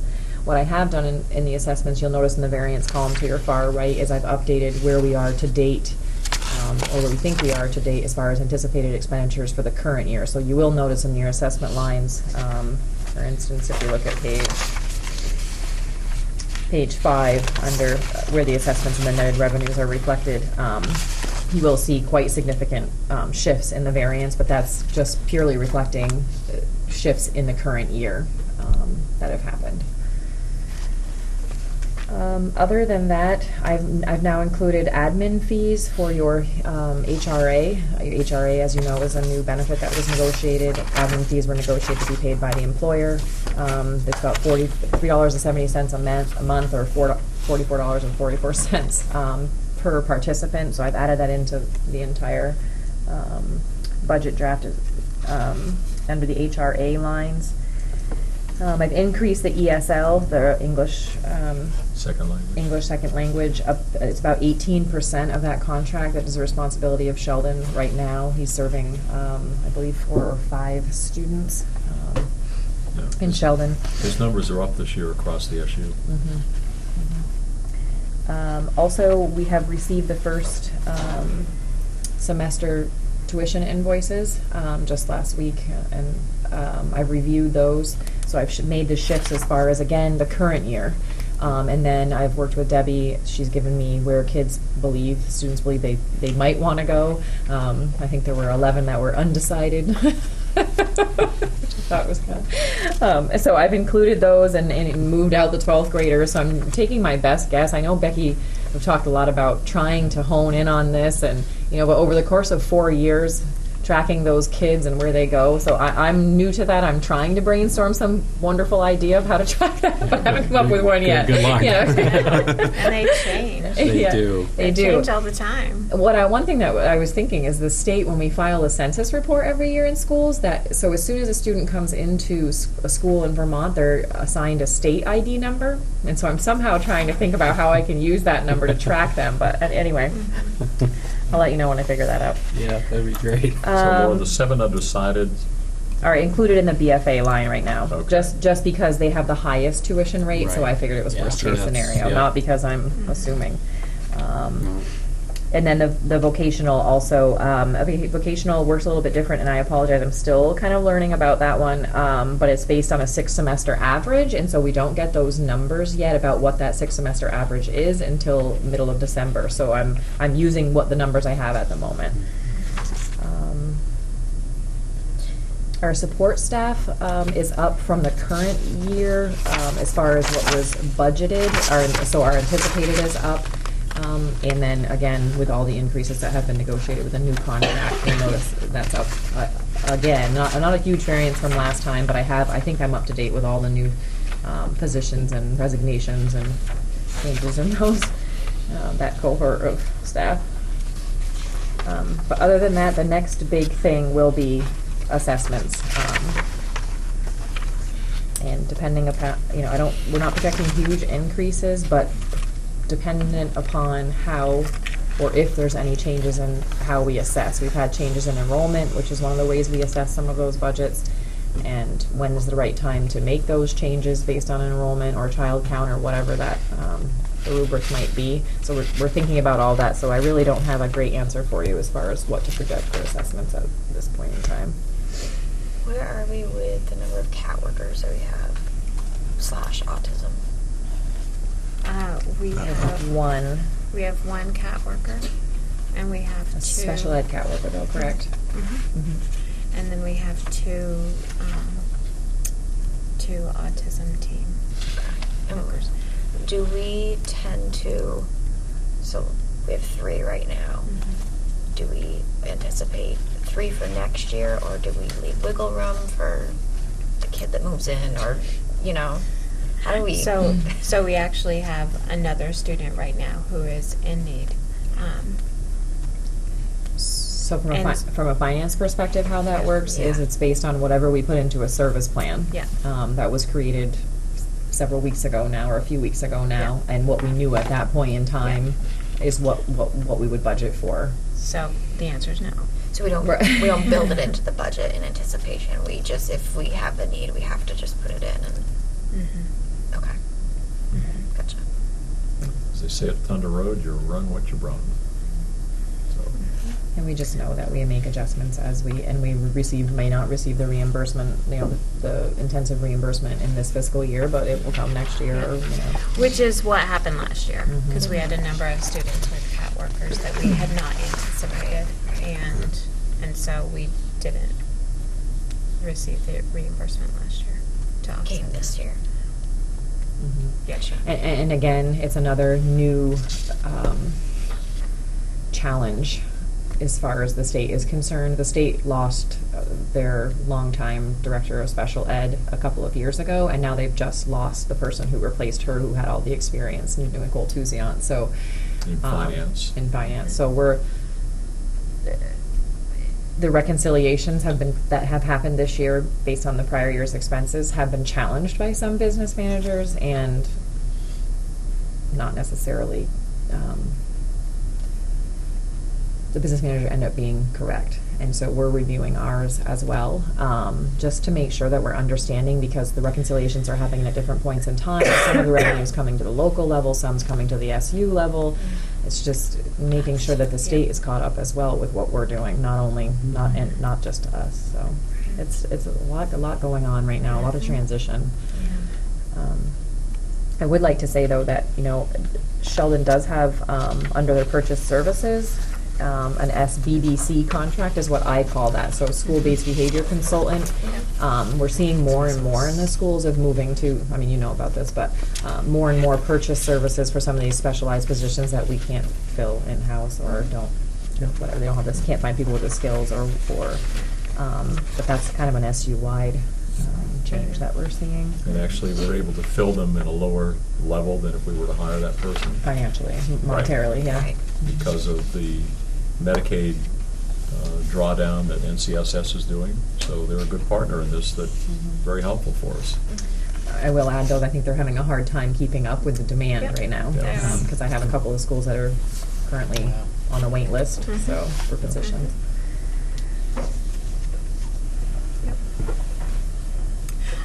I would say, just from personal experience, that the autism team is growing at a is growing at a rate that they can't keep up with either, and so they, they're doing a lot of observations and consults, but they don't have personnel to put in place. Well, I think that's what I was trying to say, but yeah, I mean, people, they just Yeah. don't have the Yeah. people So that it's have on been both trained. sides. Yeah, both sides. Yeah. Yep. Yep. So, Frankly, it's similar predicament that we're in with hiring paras and subs. yeah, And yeah. As Yeah. students' needs have changed, Yeah. perhaps Yeah. faster than It's a tough job. adapted to. Yeah. So I'm not sure if there's other items. I'm still learning about Sheldon, so there may be things that you typically talk about that I may have no idea. Which I was afraid might come up tonight. But I mean, things like, your normal plowing and things like that, I'm still trying to talk to Becky about, like, okay, how does Sheldon do this, But I don't think I've missed any huge I do have a bid for that today. Oh, good. items. You did, okay. So it's a one annual contract. Yeah. Let me offer one item that I have on the agenda to speak about later that just happened. Looks like Sheldon can move on to net metering on some of the solar arrays that are being developed in town. And judging your school size to be somewhat similar to Highgate, although Highgate has 2 buildings, they're saving about $6,000 a year in solar. So I think if you were to put in $5,000, that might be a reasonable amount. And it's also likely that you could come online with the net metering before the end of this year, which would give you a little bit of extra financial flexibility in the existing school year. I'll know more about it on Friday, so I'll keep you posted. One thing that did come up at the last meeting, and one thing that just happens to be something I have interest in, is 5-year facility plans and replacement cycles, and I don't know where you guys are with those kinds of processes, but something that came up at the last meeting was like I know they had a Facilities assessment. audit. Yeah. They're looking for some magic money, Laura. I know, but one thing that is easier to build into a budget that was brought up last time is like a furniture replacement fund or something like that, which really doesn't have much of an impact on your budget, but allows you to at least keep up with those types of things. Mm-hmm. And that was something that you had brought up. I mean, you had $4,000 in a school furnishing line. I don't know if that would probably not buy more than a couple of tables, but I just wasn't sure if that was something that you had mentioned. Are we talking about that? Is that something that you wanted to think about, or how does Sheldon want to? I just didn't want to ignore that was commented on. Yeah, well, this might be the time to say, I mean, we've been talking about our facilities audit and when to perhaps move forward with the bond vote. I don't know how you all feel, but again, even with what we're looking at now, I don't feel good about moving forward with that this year. Especially with our education fund where it is too. I mean, but if there are some core needs that really need to be addressed, such as furniture and so forth, When I'm thinking, carpet, furniture, Yeah, right. HVAC, normal repair and maintenance cycles that you have to, that are in the thousands of dollars, not the right. tens. I mean, we hundreds of have some thousands of budget dollars. for those things, but do you have specific things in mind? I think the library, for Yeah. instance, carpet and furniture. So that's an example. But I was talking to Wynn about the facilities audit and a bond vote, and while I don't disagree that that this is going to be a tough cycle, which it has been, at least since I've been here. It's not been easy. But I do wonder if it makes sense to start outlining the things that we are thinking about, and even if we don't put a bond vote out, to at least start the conversation. These are big things that we're going to have to put money toward, and whether we do it this year or whether we do it in another year, it's going to happen. And so for the community to start to just even think about that, right? Because oftentimes a bond vote doesn't pass on the first round, And part of that has to do with the fact that the community hadn't been thinking about it. And so they're like, oh, you want money for this. But you know we need money for side. I mean, we know we have to do something about the siding. We know that, you know, we have some plumbing issues and that we have, you know, a gym floor issue. And I mean, there's lots of different things that we know that are going to have to be addressed. And I do wonder if it makes sense to at least start that conversation. Start Prioritize, putting, possibly. you know, prioritize, just start having the conversation about the building is older and there's going to be some expensive things. And my worry is just that something happens that, you know, that we're like, oh, well, guess what? Guess what we're fixing now? So just to start thinking about that. Yeah, that's a great. I mean, we did a little bit verbally last year at town meeting. We put the issue on the floor, but again, there was no presentation. There was not even any paperwork to go along with that. But you know, maybe that was like a baby step one, and maybe this year to maybe just give some type of summary of the that priorities. facilities audit with some priorities. Maybe even you know, a sticker price of what we think you know, that'll come down as maybe preparatory for next year. That and an admission that, you know, we had an intention of doing a bond vote, but it doesn't feel like this is the right time. But that doesn't change the fact that these things are going to have to be fixed, right time or wrong time. Just communicate. You're still going to have those things to fix. That sounds great. So it could be a three-part process. In the regional superintendent's meeting today, and this is not the first month we've had this conversation, and I don't know everything about this, and Laura, just have you help us kind of get our arms around it, not necessarily tonight, but in the future. 3 ways to work on your facilities. One, for the littler things in your operations budget, and figure out kind of what that threshold is. The second way is with capital reserve, and begin salting away $25,000 or $50,000 a year, and start building that up. And the third way is the bond, and the bond is a 20 or 30 year, lower cost, bigger items. The capital reserve starts to give you a little bit of money, maximum of 5 years, to be able to expend that. And often, in the way that MVU does it, if they don't have a big issue within that time frame, then the 5-year-old money has to be expended at the end of that time frame, coupled with some other money to be able to do big HVAC systems. So it's rather than going to the bank for a loan, you've salted it away preventatively, proactively in advance. And so those are the 3 ways you do it. There's mixed feelings in communities about how to do that, for sure. I've experienced that.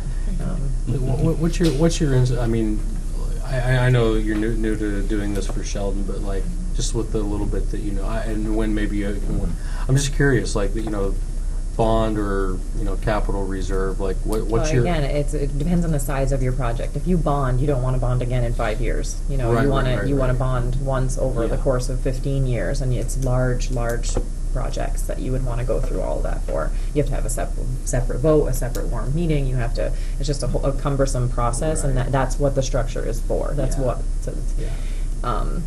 Schools can borrow money also for this kind of thing through a bank for a less of a term, or you can do capital reserve funds and plan ahead, basically is what you're doing.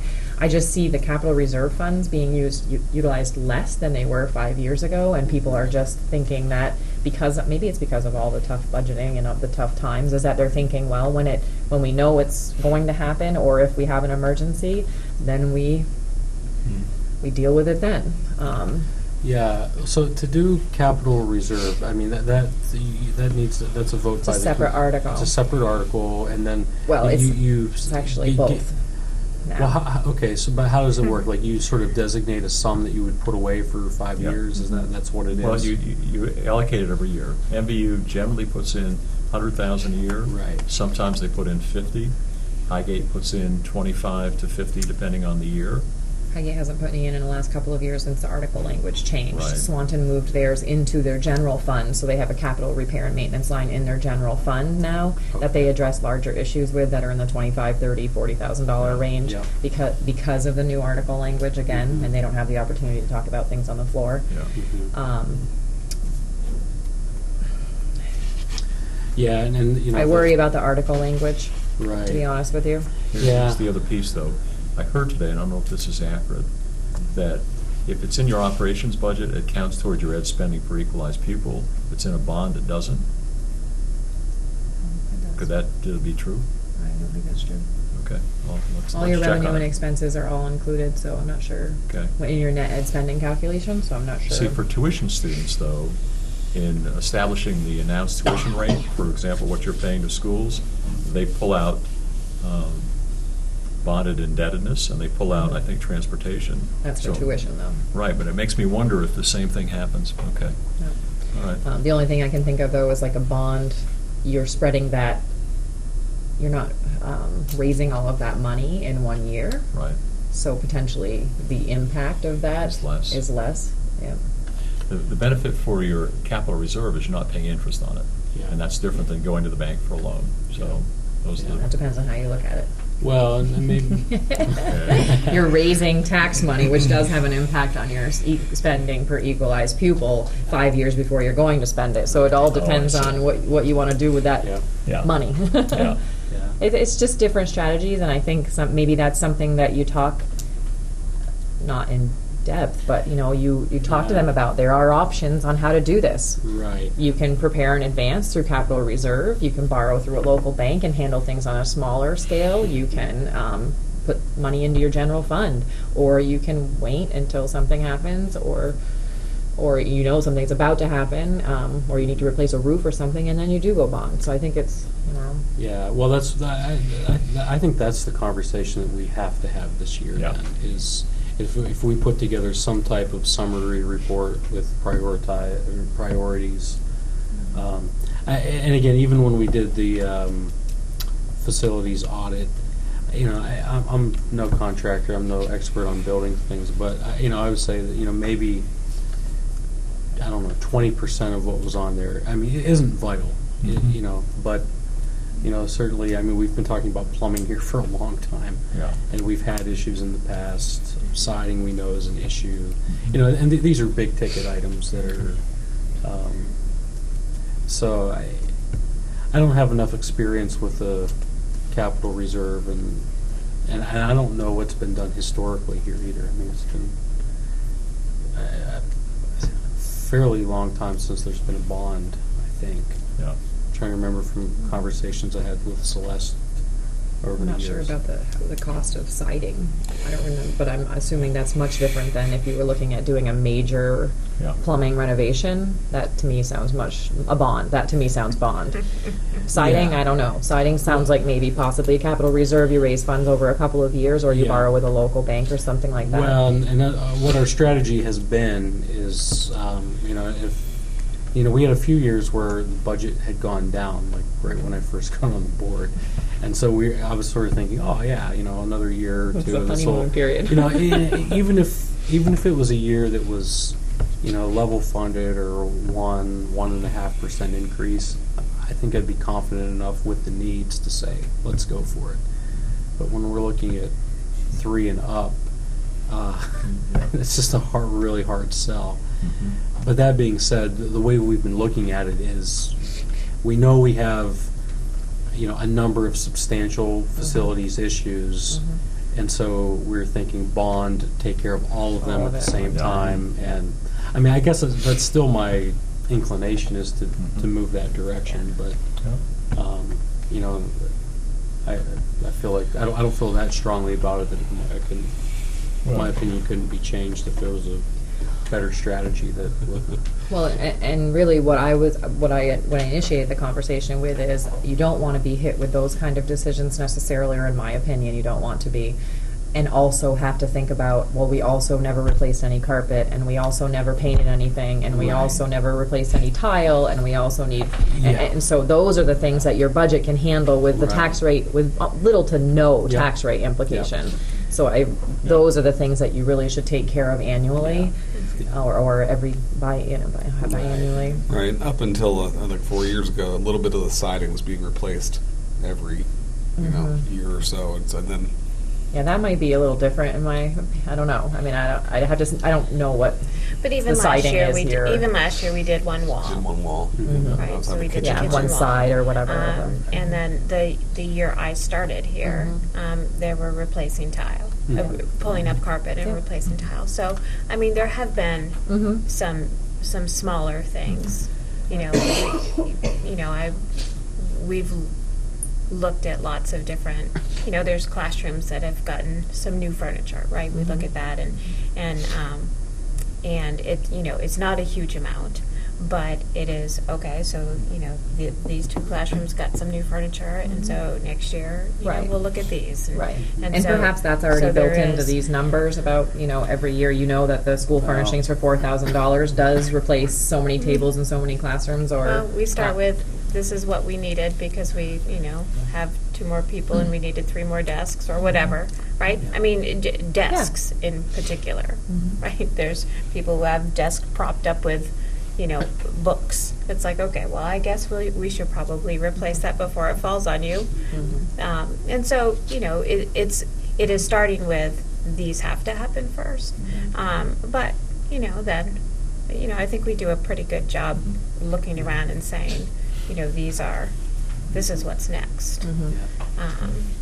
But- Other idea, Jason? Well, I was just going to say to Laura that, you know, so you know, some of this is accounted for in the budget, you know, each year.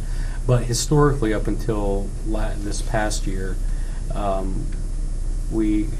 5 years in a row, we came, you know, when we came in under budget, we'd been in the $20,000 to $40,000, and we've been able to, at the last minute, make some quick decisions on facilities, repairs, updates. Some pretty significant things over I know that period kitchen of time. tables or something was one. Well, I Is mean, that maybe? we've, you know, we reconfigured this whole space a few years ago. Sidewalks. Sidewalks, yeah, there's been a whole host of things. And so in some ways, we kind of, you know, we took advantage of that when we did. I think it was the right way to use that money because we were able to do that. But this past year, that didn't happen. Yeah, and you can't plan on it. And you can't plan on it, and but just historically, so you know, have a little sense. That's how of you have accomplished some of the things. some of the things, which I think Yeah. is sort of, you know, other than like the, you know, plumbing, siding, we've been able to maintain. And Maybe it just not- all depends on the approach and what the board's feelings on how you Yeah. know, how you plan for these things, or if you do, Yeah. or you take care of them as they emerge. I mean, it's totally, I'm just asking, so you know. Right. I'm going to throw in an idea that you might say it's a little harebrained, but I'll give you an example of how this worked in the Goodrich household many years ago when I was much younger and much poorer. I cut a lot of firewood and sold that to be able to put some additional food on the table. And when things were really tight, I would cut some ash logs and I would take them to a hockey stick factory in Lowell because they were worth twice as much as the wood was in firewood. And so using that example, you've got a community forest out here that maybe can use some thinning. And I'm sure that's probably taboo, but I also brought in a forester for our timberland to be able to better understand how to thin it properly so that it grew properly. And I'll just throw out to you, although the school is not directly responsible for that town forest, taxpayer money comes from a couple of places, but it funds school. And one way might be to look at your forest to see if it needs some thinning, and if it does, it could be done in an appropriate manner without destroying that area. And I know I'm going to get shot for saying this, No, we just have a, but I'm going to throw it out on the table because that's Little another way to look at this PTSD. issue. yeah, little trauma left over. Yeah. So you either cut, or you cut. Well, My, Yeah. I think my sort of initial reaction is more towards that bond, sort of like what you were saying. I guess I'd like to see us be able to take care of these big things, like sort of once and for all, because I feel like just chipping away, we're going to end up having something big that we didn't, like with a bond that we could have taken care of.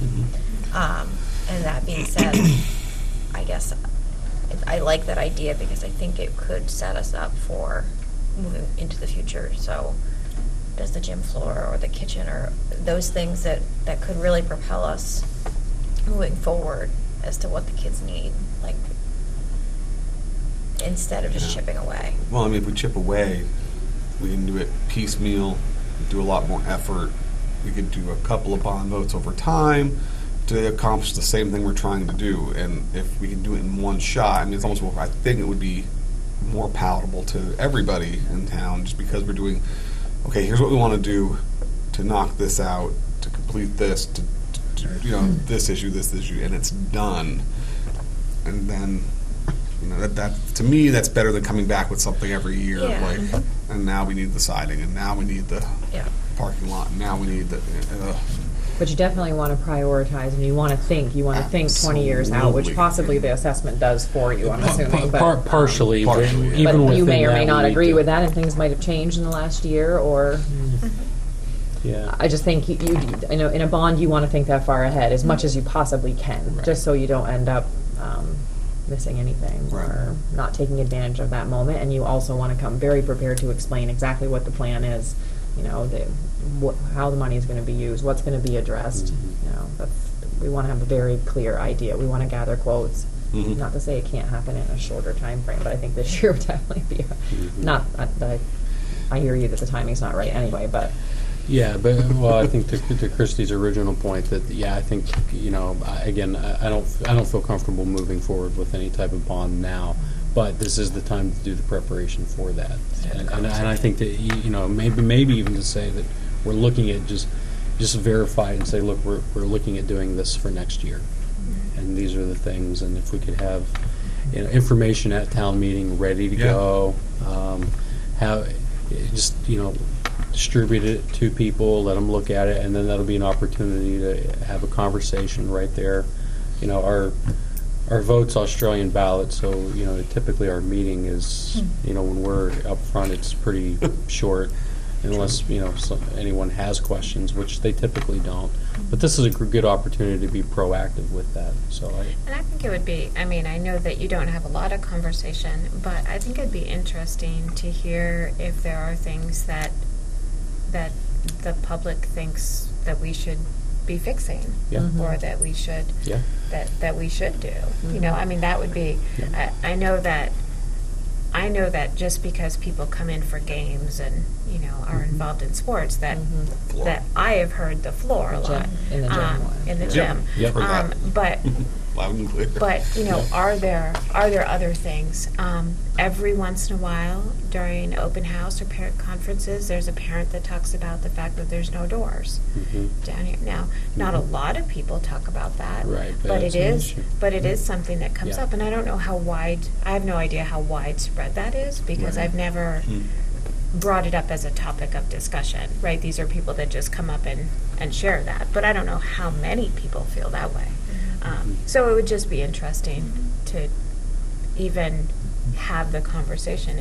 Are there things, because if you have a group of people who are really supportive of something, then that's really helpful for your moving a bond forward.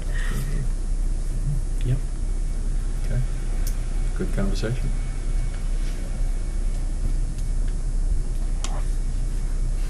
Anything else for budget consideration in the next draft, or any other questions? Or any direction to Laura and colleagues that will help us shape this for December? Because you're going to have, just think where your cycle is. You might have a meeting in January. You might not, depending on what it is, and we'll take a look at that now. So December could be your finalization. I hope not. I do too. So let me just check, because you would be on the The 9th. ninth. So No, we you'd have be all right. time. Yeah.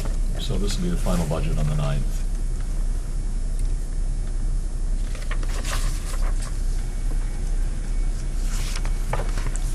Laura, anything else that we're waiting on at this point?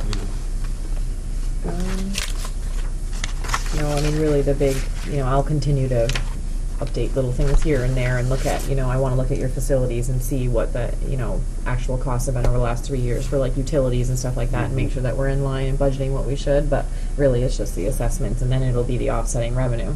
Yeah.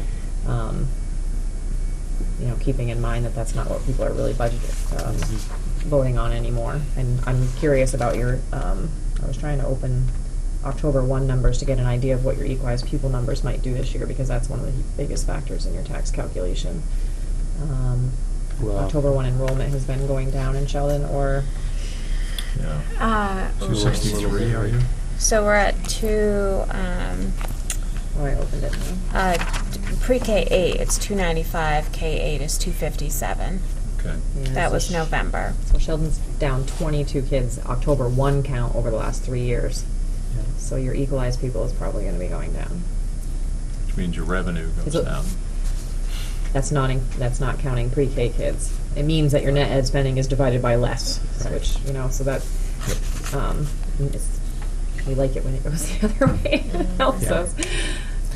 Yeah, well, we had It is what it is. it had been increasing for a couple years, Mhm. leveled and trickling back down, but Yep. again, these are things we can't control, No, so. no. I just like to remind you, you know, when we're talking about this, that, you know, gone are the days of just voting on this 3% increase or whatever. It's not really. And we know the state is going to take into account the hole in the ed fund right now when they set our yield, so that's going to be a whole nother issue in itself, and we have no control over that either. Right. So. Yeah, what was, I haven't 50 paid million. attention recently, but it wasn't too long ago, the Secretary of Ed was, telling all schools to decrease by, was it 4%, 5%, something like that? Well, if we were to flat fund next year's budget on this year's budgeted amount, it would equate to an 8-cent tax increase out of the gate.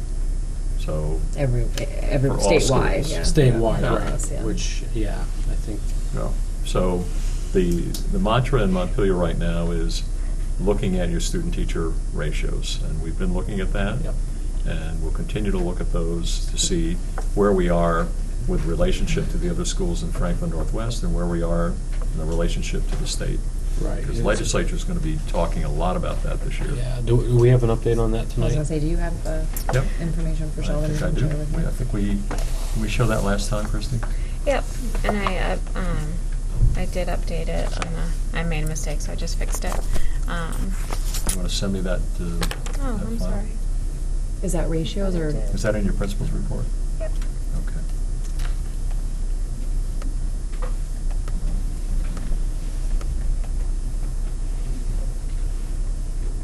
No, it's obvious I didn't read your report, Christine, I'm sorry. Well, other than that. You know what? I really didn't, because of the really long presentation. I didn't Oh. put much into it, so there's not a lot to read. But So here are your numbers. it's right there. So your student-staff ratios are all of your employees less bus drivers and food service staff. Statewide average is 4.25 to 1. You're looking at 4.74 to 1. And those little fractions make a very big difference aggregated over the state.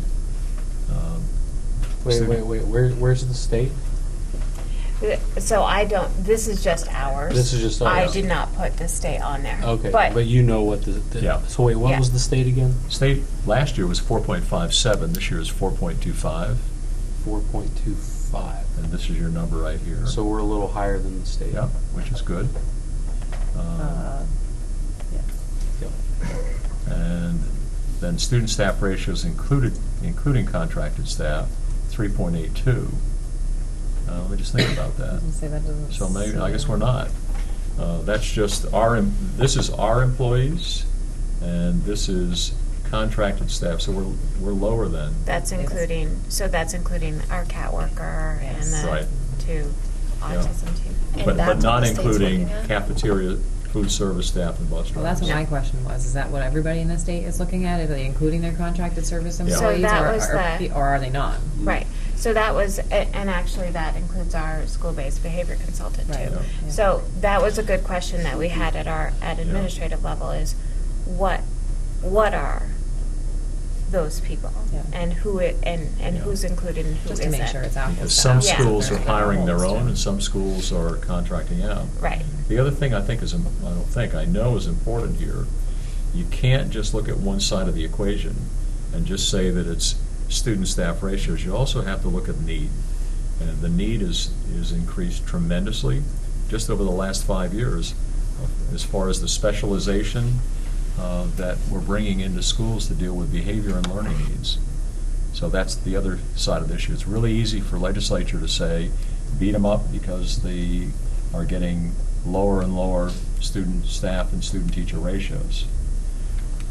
Looking at student licensed educator, which are here, and this is pre-K 8 and this is K 8. These numbers are a little bit lower than the state. The state's about 9.5. They'd like us at 10. The class size ratio are right on the money.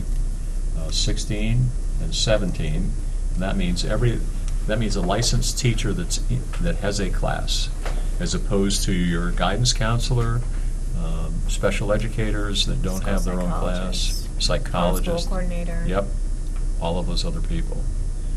There's just a lot of things that can change this data enough. Yes. You know, I mean, some school districts in Vermont keep staff at the SU level, and they do launch teams when there's issues of, you know, Yeah. tech support or intervention. And are these in those numbers? Because that's a completely different model. You know, I hope Well, before the state uses these, they really know. think about exactly what's in the number and make SUs prove that that's what's in their numbers. And there's also, so typically, you'll see higher numbers or lower numbers. I'm not really sure which. Yeah, I go back and forth. Right, you'll see a lower student licensed staff or student contracted staff in a rural area, because you have to bring those people to your school, as opposed to a Chittenden County school that might have a social worker that works out of a public office and pushes into the school for certain, and not even necessarily a contract, just as part of the relationship, part of their community. and yet we are lucky that we have a homeschool coordinator who does a lot of that work, and so but if we didn't have a homeschool coordinator, there wouldn't be anyone to do that work, because there isn't an agency that would be able to push in to do that. There wouldn't be resources for people. And so you will often see rural schools that have, their numbers are a little bit different because they have to be. So back to Jason's question, the Secretary of Ed has really been, I guess hammering is probably the best word, hammering schools to pay attention to where the money is, and 80% of the money is in your staff wages, salaries, and benefits. And so any substantial change to your bottom line of ed spending has to come here. And the balance is the cost versus the needs of students. And we also have a very high special ed percentage, probably higher than I think any of the other schools in the SU. Are we still at 30? No, we're at 28. 28. Okay, the state average is 13, I think, 13 to 15. So it gives you an idea of what that challenge is, and that students in special education cost more. We get a different reimbursement for it, but that's the reality of what we're dealing with. Well, and right now it's anything up to $50,000 is reimbursed at the 56 and 4 or 5% or whatever. But now they're thinking about moving the threshold for extraordinary costs from 50,000. Which gets reimbursed at 90% to up to 75,000 in 1 year. Like, that's a $25,000. Seems a little excessive to me to do that in 1 year, but so that will hit. That you will feel that if they do that, for sure, because we have a lot of kids that fall in that under the 75 threshold, and that's a it's gonna we'll feel that if they make that happen. Yep. Okay. I don't have anything else for budget, if you guys don't. So I had talked about P cards last time, or a purchase card, and I did bring those documents with me. I do have a board resolution that I need approved. This language actually needs to be reflected in your minutes, and I have to send those to the Bank of Montreal. And then the board chair would need to be authorized to sign that. I also need the board chair to be authorized to sign the member account agreement, which sets a monthly credit limit on your corporate account, which I've used $50,000. That's what our other schools have used as your monthly credit limit, and that's just probably a little high. But in case we do want to pay things like your utilities and try to get a lot of those rebates and avoid finance charges and everything, it gives us that flexibility. Administrators on that account would be myself as the SU representative. I had Debbie Cattell, but that may need to change. And so I may be updating the admin docs. Don't really need a formal approval for that, but I will bring that information to you. There is a section on here that will need board initials that talks about no cash advance. I don't really know why that's a separate page, but other than that, I've marked everywhere that has to be signed. We will talk about structure of cards. I would recommend that you start with one card like we talked about before, but what you want to name that card and what you want the limit. Just because we have a $50,000 corporate limit doesn't mean, monthly corporate limit doesn't mean we have to set that limit on that card. So we can talk about that after I get that. That'll probably be 6 weeks or so. So just to hold, just for a minute, are all board members understanding what we're doing with this and they're comfortable? Okay. Yep. Yep. So I'm not sure if anybody wants to review those or. So wait, what were the two documents called again? So I can There's a forward- resolution, and then Okay. there's an agreement, basically. Okay. Member account agreement. All right. So I'll make a motion to approve or to authorize the board chair to sign both documents. I will second that. All those in favor of authorizing the board chair to sign documents related to the P cards? Say aye. Aye. Opposed? I Motion can carries. email you a copy of the resolution, unless you can, I can make a copy here, just to give it to you. We have to have the exact wording of the resolution in the minutes. Okay. I had an issue before. Yeah, we can go scan that and do it that way. Save me a step tomorrow. Yeah. Mm-hmm. I'm good. And then we just need the authorization for our board chair to sign everything, is that Yes. correct? Mhm. So I make that motion, authorize you to sign these on behalf of the board for the P card. Isn't that what we just did? Yeah. Didn't we? Oh, whatever, works. I thought it was just to accept them. And now we can sign them. That's just to reinforce the motion already made, so we're good. Yep, we're good. We're emphatically. Yes. I went backwards in time for a second. I don't know what Trying to figure out happened. what I missed. Like, Where are we? I did too, and I was like, wait, did we? Whatever. In fairness to Travis, he was reviewing at the same He was. time. I was, I Yes, was. you were listening. Well, he seconded the motion. I did. I did. Julia, do you need a pen? It's Oh, late. here, Julie. Thank you. That's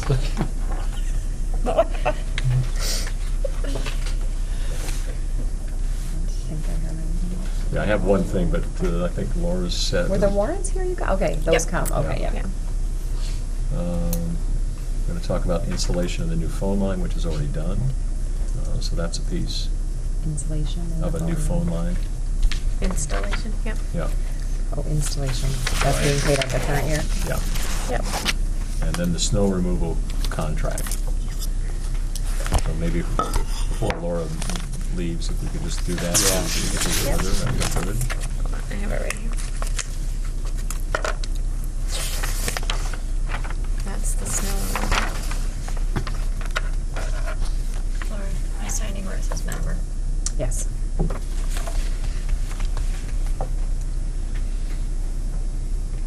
So maybe Do you while- mind if I read over your shoulder? No It's not problem. okay, I Go didn't for it. wanna- It's. the same as it's been. Same thing. I mean, almost, but still very, very reasonable.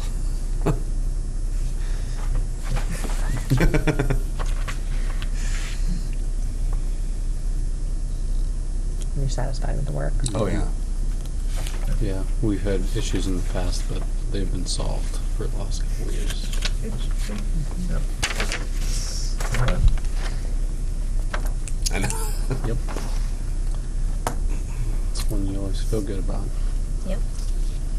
So Travis or someone, or a motion would be good. I can do it this time. I'm not saying anything. Before the motion to accept the bid for the snow removal contract. I'll second that. All those in favor of accepting the bid for the snow removal contract for Goodhue Excavating, say aye. Aye. Aye. Opposed? Motion carries. So I think we're Well, all I'll need to set. prepare a service contract for that. Do you need this? I think it has all of the information on it.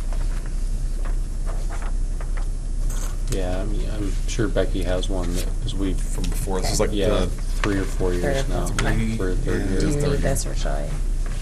I don't need it. Okay. So the other piece before Laura leaves, your head custodian's going to be out for some leave, and I have contacted a both par custodial service, which has teams of cleaners at MBU, and we're very satisfied with the work that they are doing. They're prepared to come in for 4 hours a night to be able to not fully do what everyone's done, but from a maintenance standpoint, get us through roughly 6 weeks of leave time. And I just need some direction on how you'd like us to move forward with that. So just to add, one of the things that I talked to Hazen about is that part of that leave is during school vacation, and that we would not need an extra person over vacation. That Okay. that it's possible just to have the Yeah. 2 people work during vacation, and we will just do slightly less than we typically do during that time. Mhm. So Okay. that saves a little bit of money. And Yep.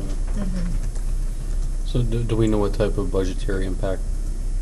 I don't know yet. They're roughly 22 an hour, benefits included, Yes. and that's consistent with what's happening at the high school. And it's about a net equal to hiring an employee with benefits. How long is the Six- period of time? Sorry. Like 5 weeks. 5 weeks. Less the Christmas vacation week. well, I think it's 6 weeks. And And Oh, is so it 6 weeks? I think it's 6 weeks, and then without the. Okay. Okay. The doctor said 6 to 8 weeks. Oh, okay. He said 4 to 6 weeks. Yeah. We like the optimistic. So we're gonna go with 6. Yeah. You know we need a note to return to work, right? Yes, I shared that. Right. So it's kind of a guess. But there is vacation there, so we wouldn't need it for Yeah. the week of vacation. All right. So I think then we are set. Laura, just maybe I'll share. I've been talking with Hazen about the front entrance, which is in very bad shape, the mats, and you're entitled to a VisBid grant of at least $1,250 and maybe $1,500 this year. Hazen's done a bid, not even bid, he's done a proposal, because it doesn't need to be bid. He's done a proposal for a new style of floor that we're using in some of our schools. If you've been in the MBU auditorium, that whole floor is this new kind of rubberized surface. It's in the front entrance of MBU. It's in, oh, there it is right there. Thank you, Oh. that's Brought good. that. Yeah. It is very durable, easily cleaned, doesn't need waxing. You can set your aggregate and your roughness to whatever your preference is. So for on a front entrance, you would make it more aggressive. In a classroom, you might make it a little bit smoother, but you don't want to do skating on. No, right. A you know, little gritty's yeah, good. Yeah. Well, prevents slipping too, right? That's right. It's slip and fall, and that's Put what that on the the, gym floor. that's the intent of the safety grant from VisBid, is a Funny slip and basketball fall game. prevention strategy. Won't stop sliding Uh, around. What, does it come in tiles? It's sprayed on. Sprayed on. Seriously? Yeah. Mhm. Put it right on the Really? cement. How much is it a square foot? It's very expensive, but when you do your maintenance over time, it's much cheaper. If you've been in Planet Fitness, it's in the locker rooms there. If you've been in Ben & Jerry's, it's in their hallways. Where's that coming? Is there it's coming in the plant budget? Some people put it on the garage floors. The That's where I've VisBid seen grant it. and Yeah. plant budget. Yeah. It's sprayed on, really? Yeah. Yeah. Oh, this is a new product for me. And it's like an epoxy. You put it on as a base and you sprinkle in whatever flake colors you want, and the aggregate intensity is really based on what your needs are. All right. Can we get that in a barn quilt? I know. Oh, Design. is that cool? I checked out the colors. Yeah, I was that'll like, match up with our school artwork. And so the VisBid grant will cover the cost? Yes. Great. no. the VSBIC grant. We have the Bisbee grant? Yes. It will cover that. Why am I- That's It will where. cover about half of the cost. Oh, you Okay. told me it would cover all of it. Well, It's $1,200 It's- a square. the total is 2,400, Oh. so it's not going to. And the Bisbee grant is 12 something. At least 1,250 and maybe 1,500. Yeah. There's some So- variability on, in the past, the whole SU's got 10,000 because we did the safety audits, but it may not perpetuate forever, so it cuts it back to 7,500, split 6 ways. What's there now? Tile? Like rubber. Yeah, It's a there's rubber mat. concrete, and then Yeah. there's these The rubber. this thick rubber mats. Okay. But those are probably because of cold and water over the time. They're broken. Yeah. So there's parts where Yeah. it's. Okay. So it's a trip and fall hazard now. Yeah. But then we have, the other rugs over it, so it's like, there's lots of stuff out there. Okay. When I started digging, I was like, interesting.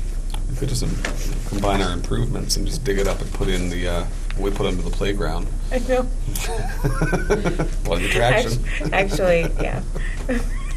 I will say, because Hazen does always try to save us money, he was like, well, what about a couple cow mats out Nice. here? I was like, fair. Thank you. Well, that's the refuse that might be on them. I appreciate the fiscal Frugalness? frugal thinking. So Hazen has money in his budget for these kinds of things, but Yeah. the safety grant can augment it. Nice.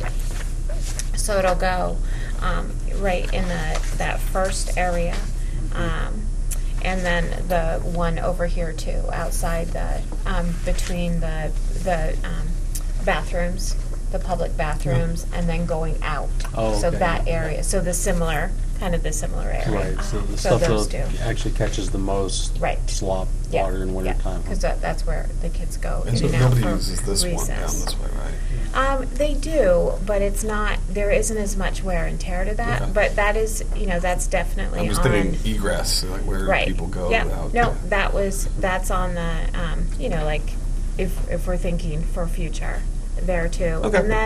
And then really, I mean, without quite as much texture to it, at some point maybe the whole front hallway, right? Not down here, but like until the Yeah. double doors. Sure. That tile is breaking and I don't think has been replaced. What I was told is that it's never been replaced since. Probably not. the beginning of school. No, we've had Yeah. mostly we've tiled where we took up carpet Carpet. that used Yeah. to be in Yeah. classrooms and other Yeah. places, but. So, but I did ask a little bit because they do have it at MVU. So I asked about the upkeep, and they did say it's really just mopping, a sweep if you, and then mopping, but there's no wax, and so so while those two areas don't take wax, if we are thinking about a bigger area like the front office area, the front hallway, the amount of time and cost of frequent waxing Right. will save money over time. Yep. Just so. Okay. Well, this will be a good test for us too. Yeah, well, that's what. See how we Yeah, like let's it. see how it works. Very high traffic area, so. Yeah. MBU also inlaid their Thunderbird school mascot right in the Yeah. entrance. So I can envision a big bear coming in, if you'd like. Hope you don't get bit. Big picture of the principal would be nice right Yes. there. Oh, Yes. I can't wait. All right. So any other needs, questions for Laura before she goes on her way? Okay. Thanks, you. Laura. See some of you tomorrow. Yes.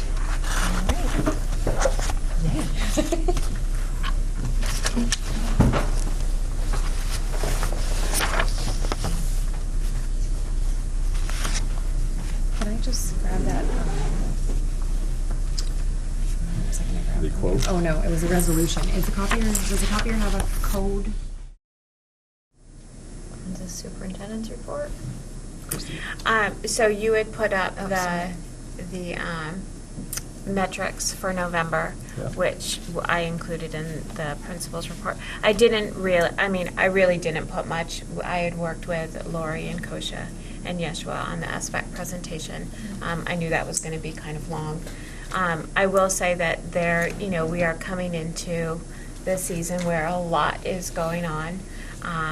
Last week we had our annual staff student football game on Thursday. The staff won again. I'm starting to feel like maybe there's a little bit of an imbalance there, but the kids had a great time, and it was a lot colder this year because we did it a lot later in the year than we did last year. It was really, really warm, so it was, I found it more enjoyable. We also did one of the things some feedback that we had gotten, because it's a fun tradition, but if you're in kindergarten or first grade, 5 minutes, 10 minutes of that is really all you need, and then you're not really interested in that game anymore. And so we did some in the gym, and there were a couple outside. We did some different stations, so we did some face painting, so they did the under eye, Sheldon Bear colors, and then they made out of old newspapers. They made pom poms, and they did some cheering. So there were some different stations that kids got to go to and to be a part of the game in a different way. So it seemed to go well.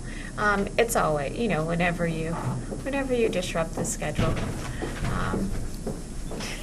there's always lots of fun to be had, and then there's always some kids that are like, yeah, I'm not a fan. I was not a fan of not having my regular schedule for the day. But it was fun. I did hear, to be fair, that behavior on the buses were not that great that afternoon, so taking them right from outside, playing a football game and running around and throwing them on the buses may not have been the best plan. We might need to do a little mindfulness moment or centering, or, okay, everybody, like, how do we behave on the bus? So I had more than one bus driver be like, oh, Thursday. But that was a lot of fun. We have our Thanksgiving break coming up. Oh, I mixed these two dates up. The Thanksgiving break's coming up. We have Wednesday, Thursday, Friday. We always get that question, do we have the whole week? When are we? And we do have classes in school Monday and Tuesday that week.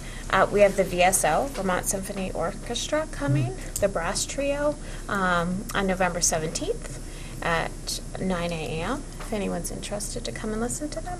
And we have our Thanksgiving dinner celebration, so we'll have lots of families in the gym that day.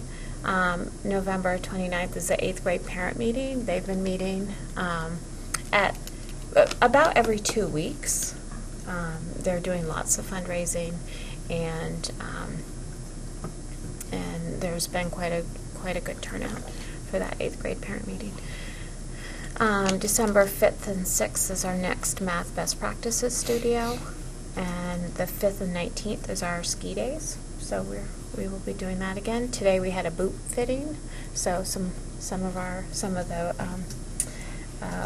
workers from J Peak who were in the ski shop came down, and they fitted all the kids for boots, and so they got them all ready and got their names all set for when they rent equipment and when we start. So hopefully it's a bittersweet thing. I hope that they can go on the 5th, and I don't hope they can go on the 5th. I'd be happy if there wasn't any snow, but I do know that they are already making snow at the J. So whether we have a lot down here or not, they might be able to still go. Summer 5th are early. It is early For a school trip. Yeah, it's often canceled. Yeah. But December 5th and 19th. December 13th is our instrumental concert. That's at night. I should have put that. That's a 6 p.m. And December 15th is our holiday celebration of learning and our vocal concert for the day. And Lori had mentioned the parent presentation about reading with your child, and some math games and giveaways. And so that's that day too. Christy, on the 13th, what Yep. time's the concert? 6. December 21st, right before our holiday break, is our whole school meeting. We are doing whole school meetings a little bit differently this year. Last year we did one a month, and we did a Student of the Month program. We recognized Students of the Month. This year we're tying the student recognition with our whole school behavioral expectations. So, and we use we use bears. So belonging, engagement, act kindly, respect and responsibility, and safety. And so we already had our belonging ceremony, and so we recognized kids that really stood out as not only wanting to belong to the group, to the school, to the class, to the community, but also inviting and encouraging others to feel like they belong as well. And so this December 21st, our focus is on engagement. And so we have a bulletin board up front that says, "Caught you being engaged," and it's specific bear paws, because we give out bear paws for positive behavior, but specific bear paws they're specifically recognizing engagement. So if you go up there and you look, there's lots of kids that have been recognized for hey, I was in your math class walking by, and you were really working hard on your math. You were focused, you were right there, and so we caught you being engaged. We like to try to put a little fun spin on things, so we also have pictures of the number of staff members in the building that are engaged. So not only is it caught you being engaged in your work, but also there's lots of staff members that are engaged to be married, and so there's pictures of them up there too.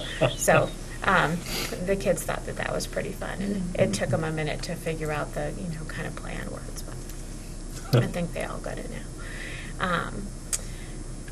So we will recognize students who have stood out as being, really engaged in school and in their work. And then our holiday break. So. The 8th grade parent meetings at what time? 6 o'clock. Okay.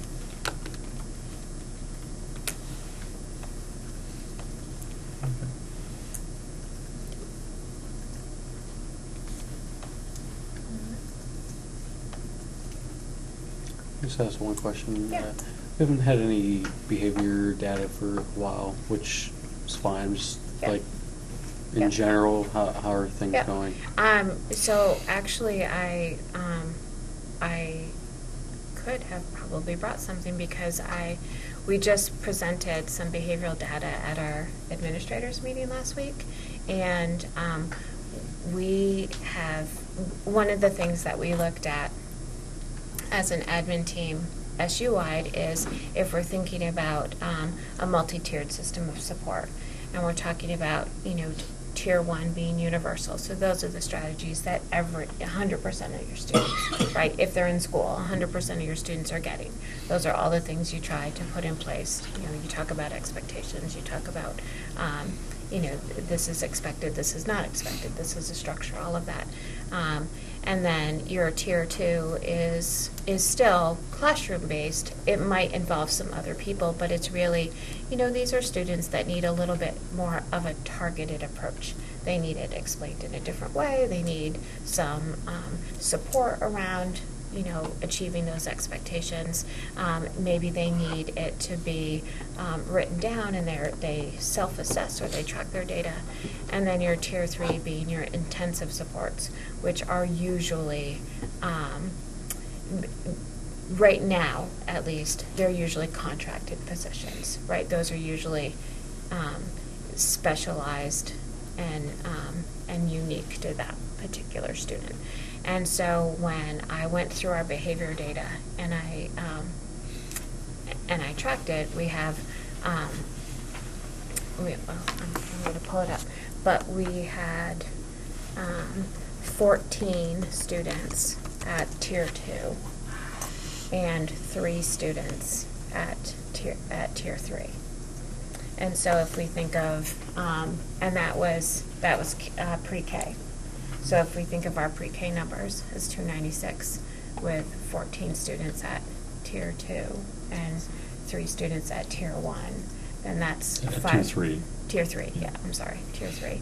And then all of the students at Sheldon this year attend Sheldon for the entire day. So we don't have anyone either attending SOAR or another alternative placement or even on a half-day program or any of those things.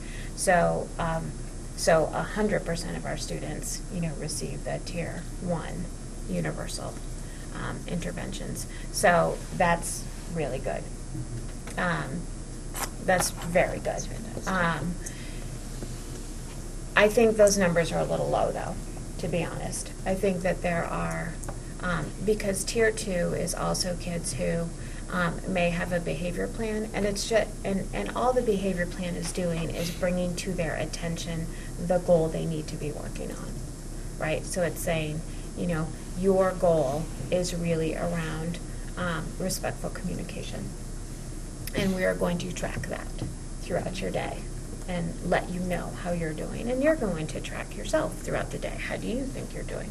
And then there's conversation. So that's what a behavior plan does. It targets what is the thing that you're struggling with, and can we call that to your attention more often so that it's targeted, so that you're aware of what's happening. I think there's a few more kids that could use that are being managed in the classroom, and the teachers are doing a heroic job doing that, but they may need a little bit more support to be a little bit more targeted about how they're tracking and following up on that. But that's a good problem to have, to say, so it's not teachers saying, here's all my problems, please fix them. What they're saying is, I think I can do that. And so, for instance, we had, which is what I've talked about before at the board, my goal was always to have our school-based behavior consultant be able to push into classrooms. That she's not just sitting waiting to receive students, that she's in classrooms, that she's observing, that she's making recommendations, that she's even talking about, so these 3 students are having trouble, but maybe if you did this one universal thing for everyone, that may scoop them up, right? Because they have a really hard time transitioning from recess to back to the classroom and getting settled in. What are some things you could do to make that happen? So last week for 2 days, she was, she pushed into one particular classroom where there were some kids that were having trouble with one another. They were kind of being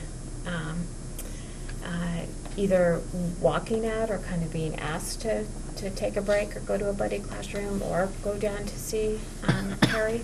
And so we pushed her into a classroom for 2 days, and she met with the teacher, and they came up with lots of, small changes, just little things. And then, so the teacher was going to implement those, and Carrie will go in again next week just to say, okay, like those, what's working, what's not, do we need something more? And then we also developed a check-in, check-out system for one of the students in there. And all that is an adult decided that she would be the one, and it's not his classroom teacher, and it's not Carrie, but she checks in, meets him right off in the morning. They talk about, what's up for your day, what's it going to look like, what are you working on today. They check in again at lunch, and they check in at the end of the day.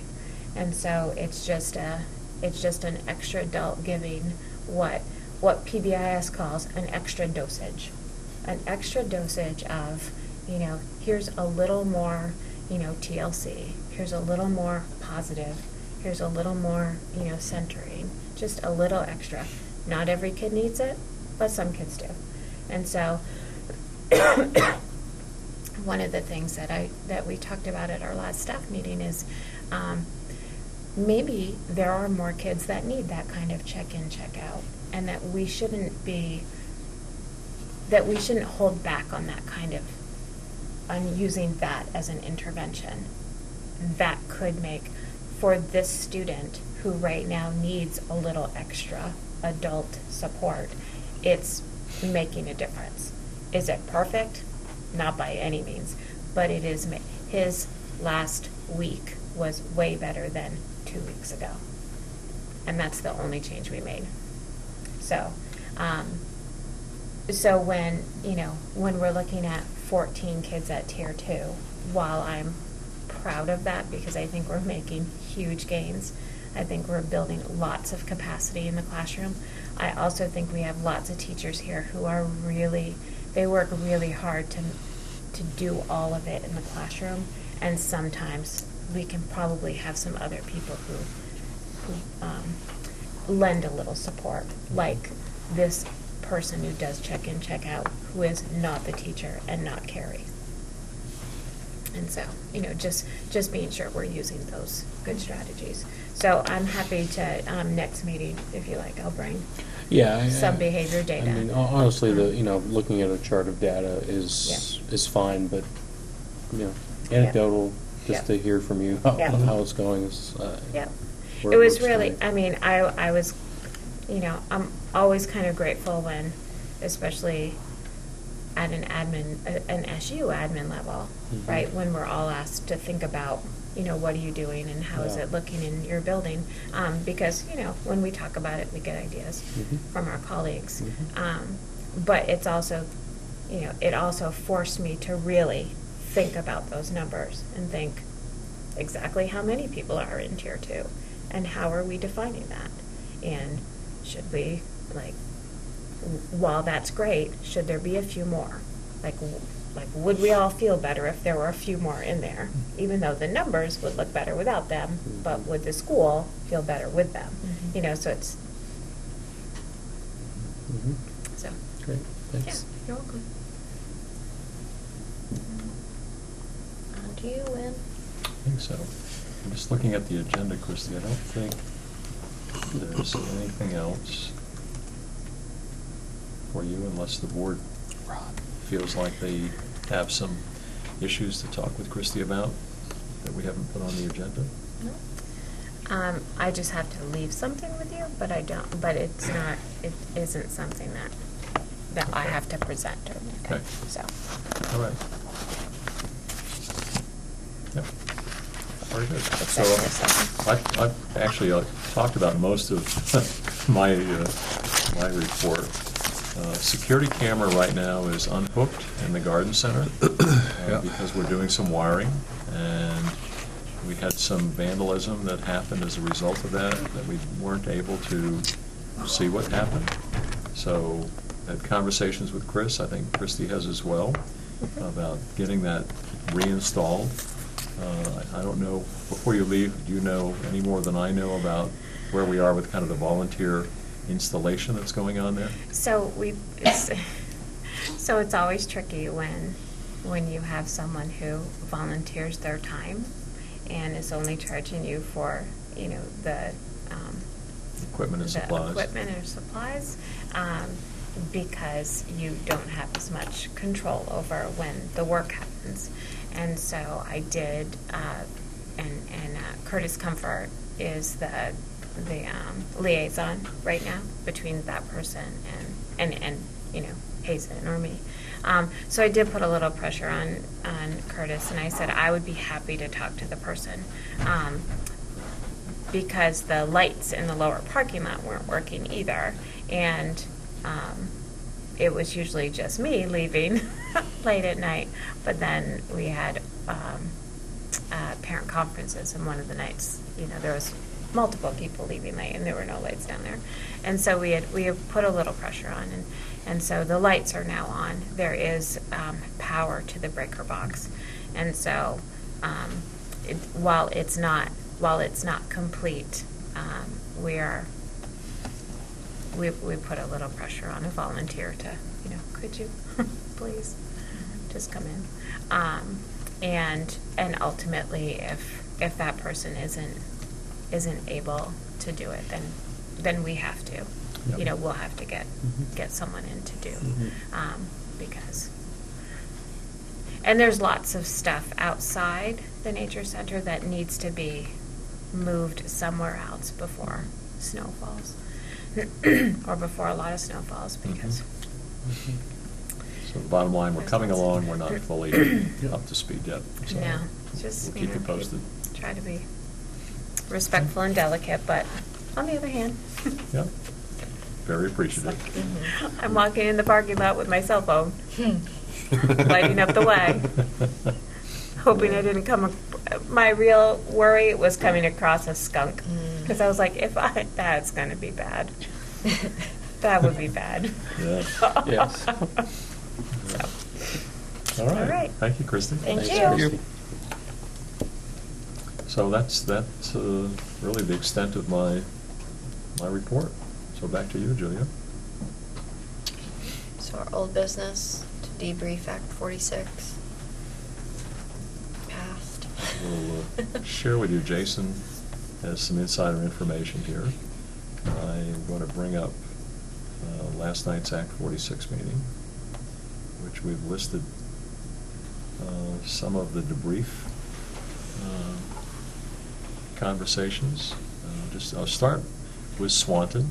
Swanton was an Australian ballot, so they didn't have the opportunity to discuss. A fair amount of confusion, judging from the Facebook conversation that's been happening, that a lot of people didn't know that yes meant no and no meant yes. So that's always a danger in Australian ballot votes, where you don't have the ability to explain in more detail. And I was sitting in Highgate's meeting, which was a floor meeting, and I heard a number of people say, just tell me one more time what yes means and what no means. And that's always confusing. It was in the green trifolds. It was explained by the board chair, and still people don't quite dare. They want to really know what they're voting on, and so that's a piece. The word enhanced, and I'm trying to think, did Sheldon use that in theirs? Did you have enhanced? We had a hybrid. We did maintain for the first part, and then enhanced was the second. Yeah. And the enhanced threw a few people a curveball. They didn't really understand that. Swanton is doing an informal exit poll data, just to try to get a better handle on did people really know what the issues were. And the other piece, kind of the feedback we heard from floor meetings, it was more positive and respectful than town meetings, and certainly much more conclusive. In fact, it was said by more than one person, never in the history of votes has it been more conclusive, as evidenced by 87 zip here, by 103 to 1 in Highgate, and by 161 to zip in Franklin. 170 to zip was the structurally and geographically isolated distinction for the district. So the actual Act 46 vote was really that. And I sent the results of that to Montpelier, and quite surprised about the feelings and vote, the conclusiveness of the vote. Interesting. Oh yeah, yeah, yeah. So, it is what it is. The Act 46 committee is going to be refining some of the information that's in that. Jason, would you like to talk about that? Yeah, so we just met last night. So one of the key things is that the vote will go into the report, of course, so that'll be front and center. I think it was at Swanton's community forum that there was some feedback given on the current report that it should be, especially at the beginning, a little bit more persuasive. So I think changing up some language to really make a strong case for us to keep our current governance structure. And so that's going to be looked at and probably tweaked a little bit to just strengthen some of that language. So I think the whole committee was on board with that pretty easily. We did have some more conversation about, I'll just move down to the school choice, which we've been discussing to allow students within our SU to. So we we actually hit a little bit of some disagreement on how to move forward with that in the committee, and so we'll talk about that at the SU board meeting tomorrow night. Again, it's really coming down to two things, or three things. So, how many students would be a part of that? Also, the cost. Does it all stay? Does it all go? Mm-hmm. Or 50-50? So that's still working through that. And then transportation became a bigger issue last night than it had been before, whether or not schools would provide transportation for that type of scenario too. So anyway, a number of considerations, but I think everyone there is still very much interested in that conversation. That's part of our report as well. And then we had some new information on recruitment of foreign students. And so Wynn and also Jay Deneau had done quite a bit of work actually looking at students in New York and Quebec, and then China still on the table as well.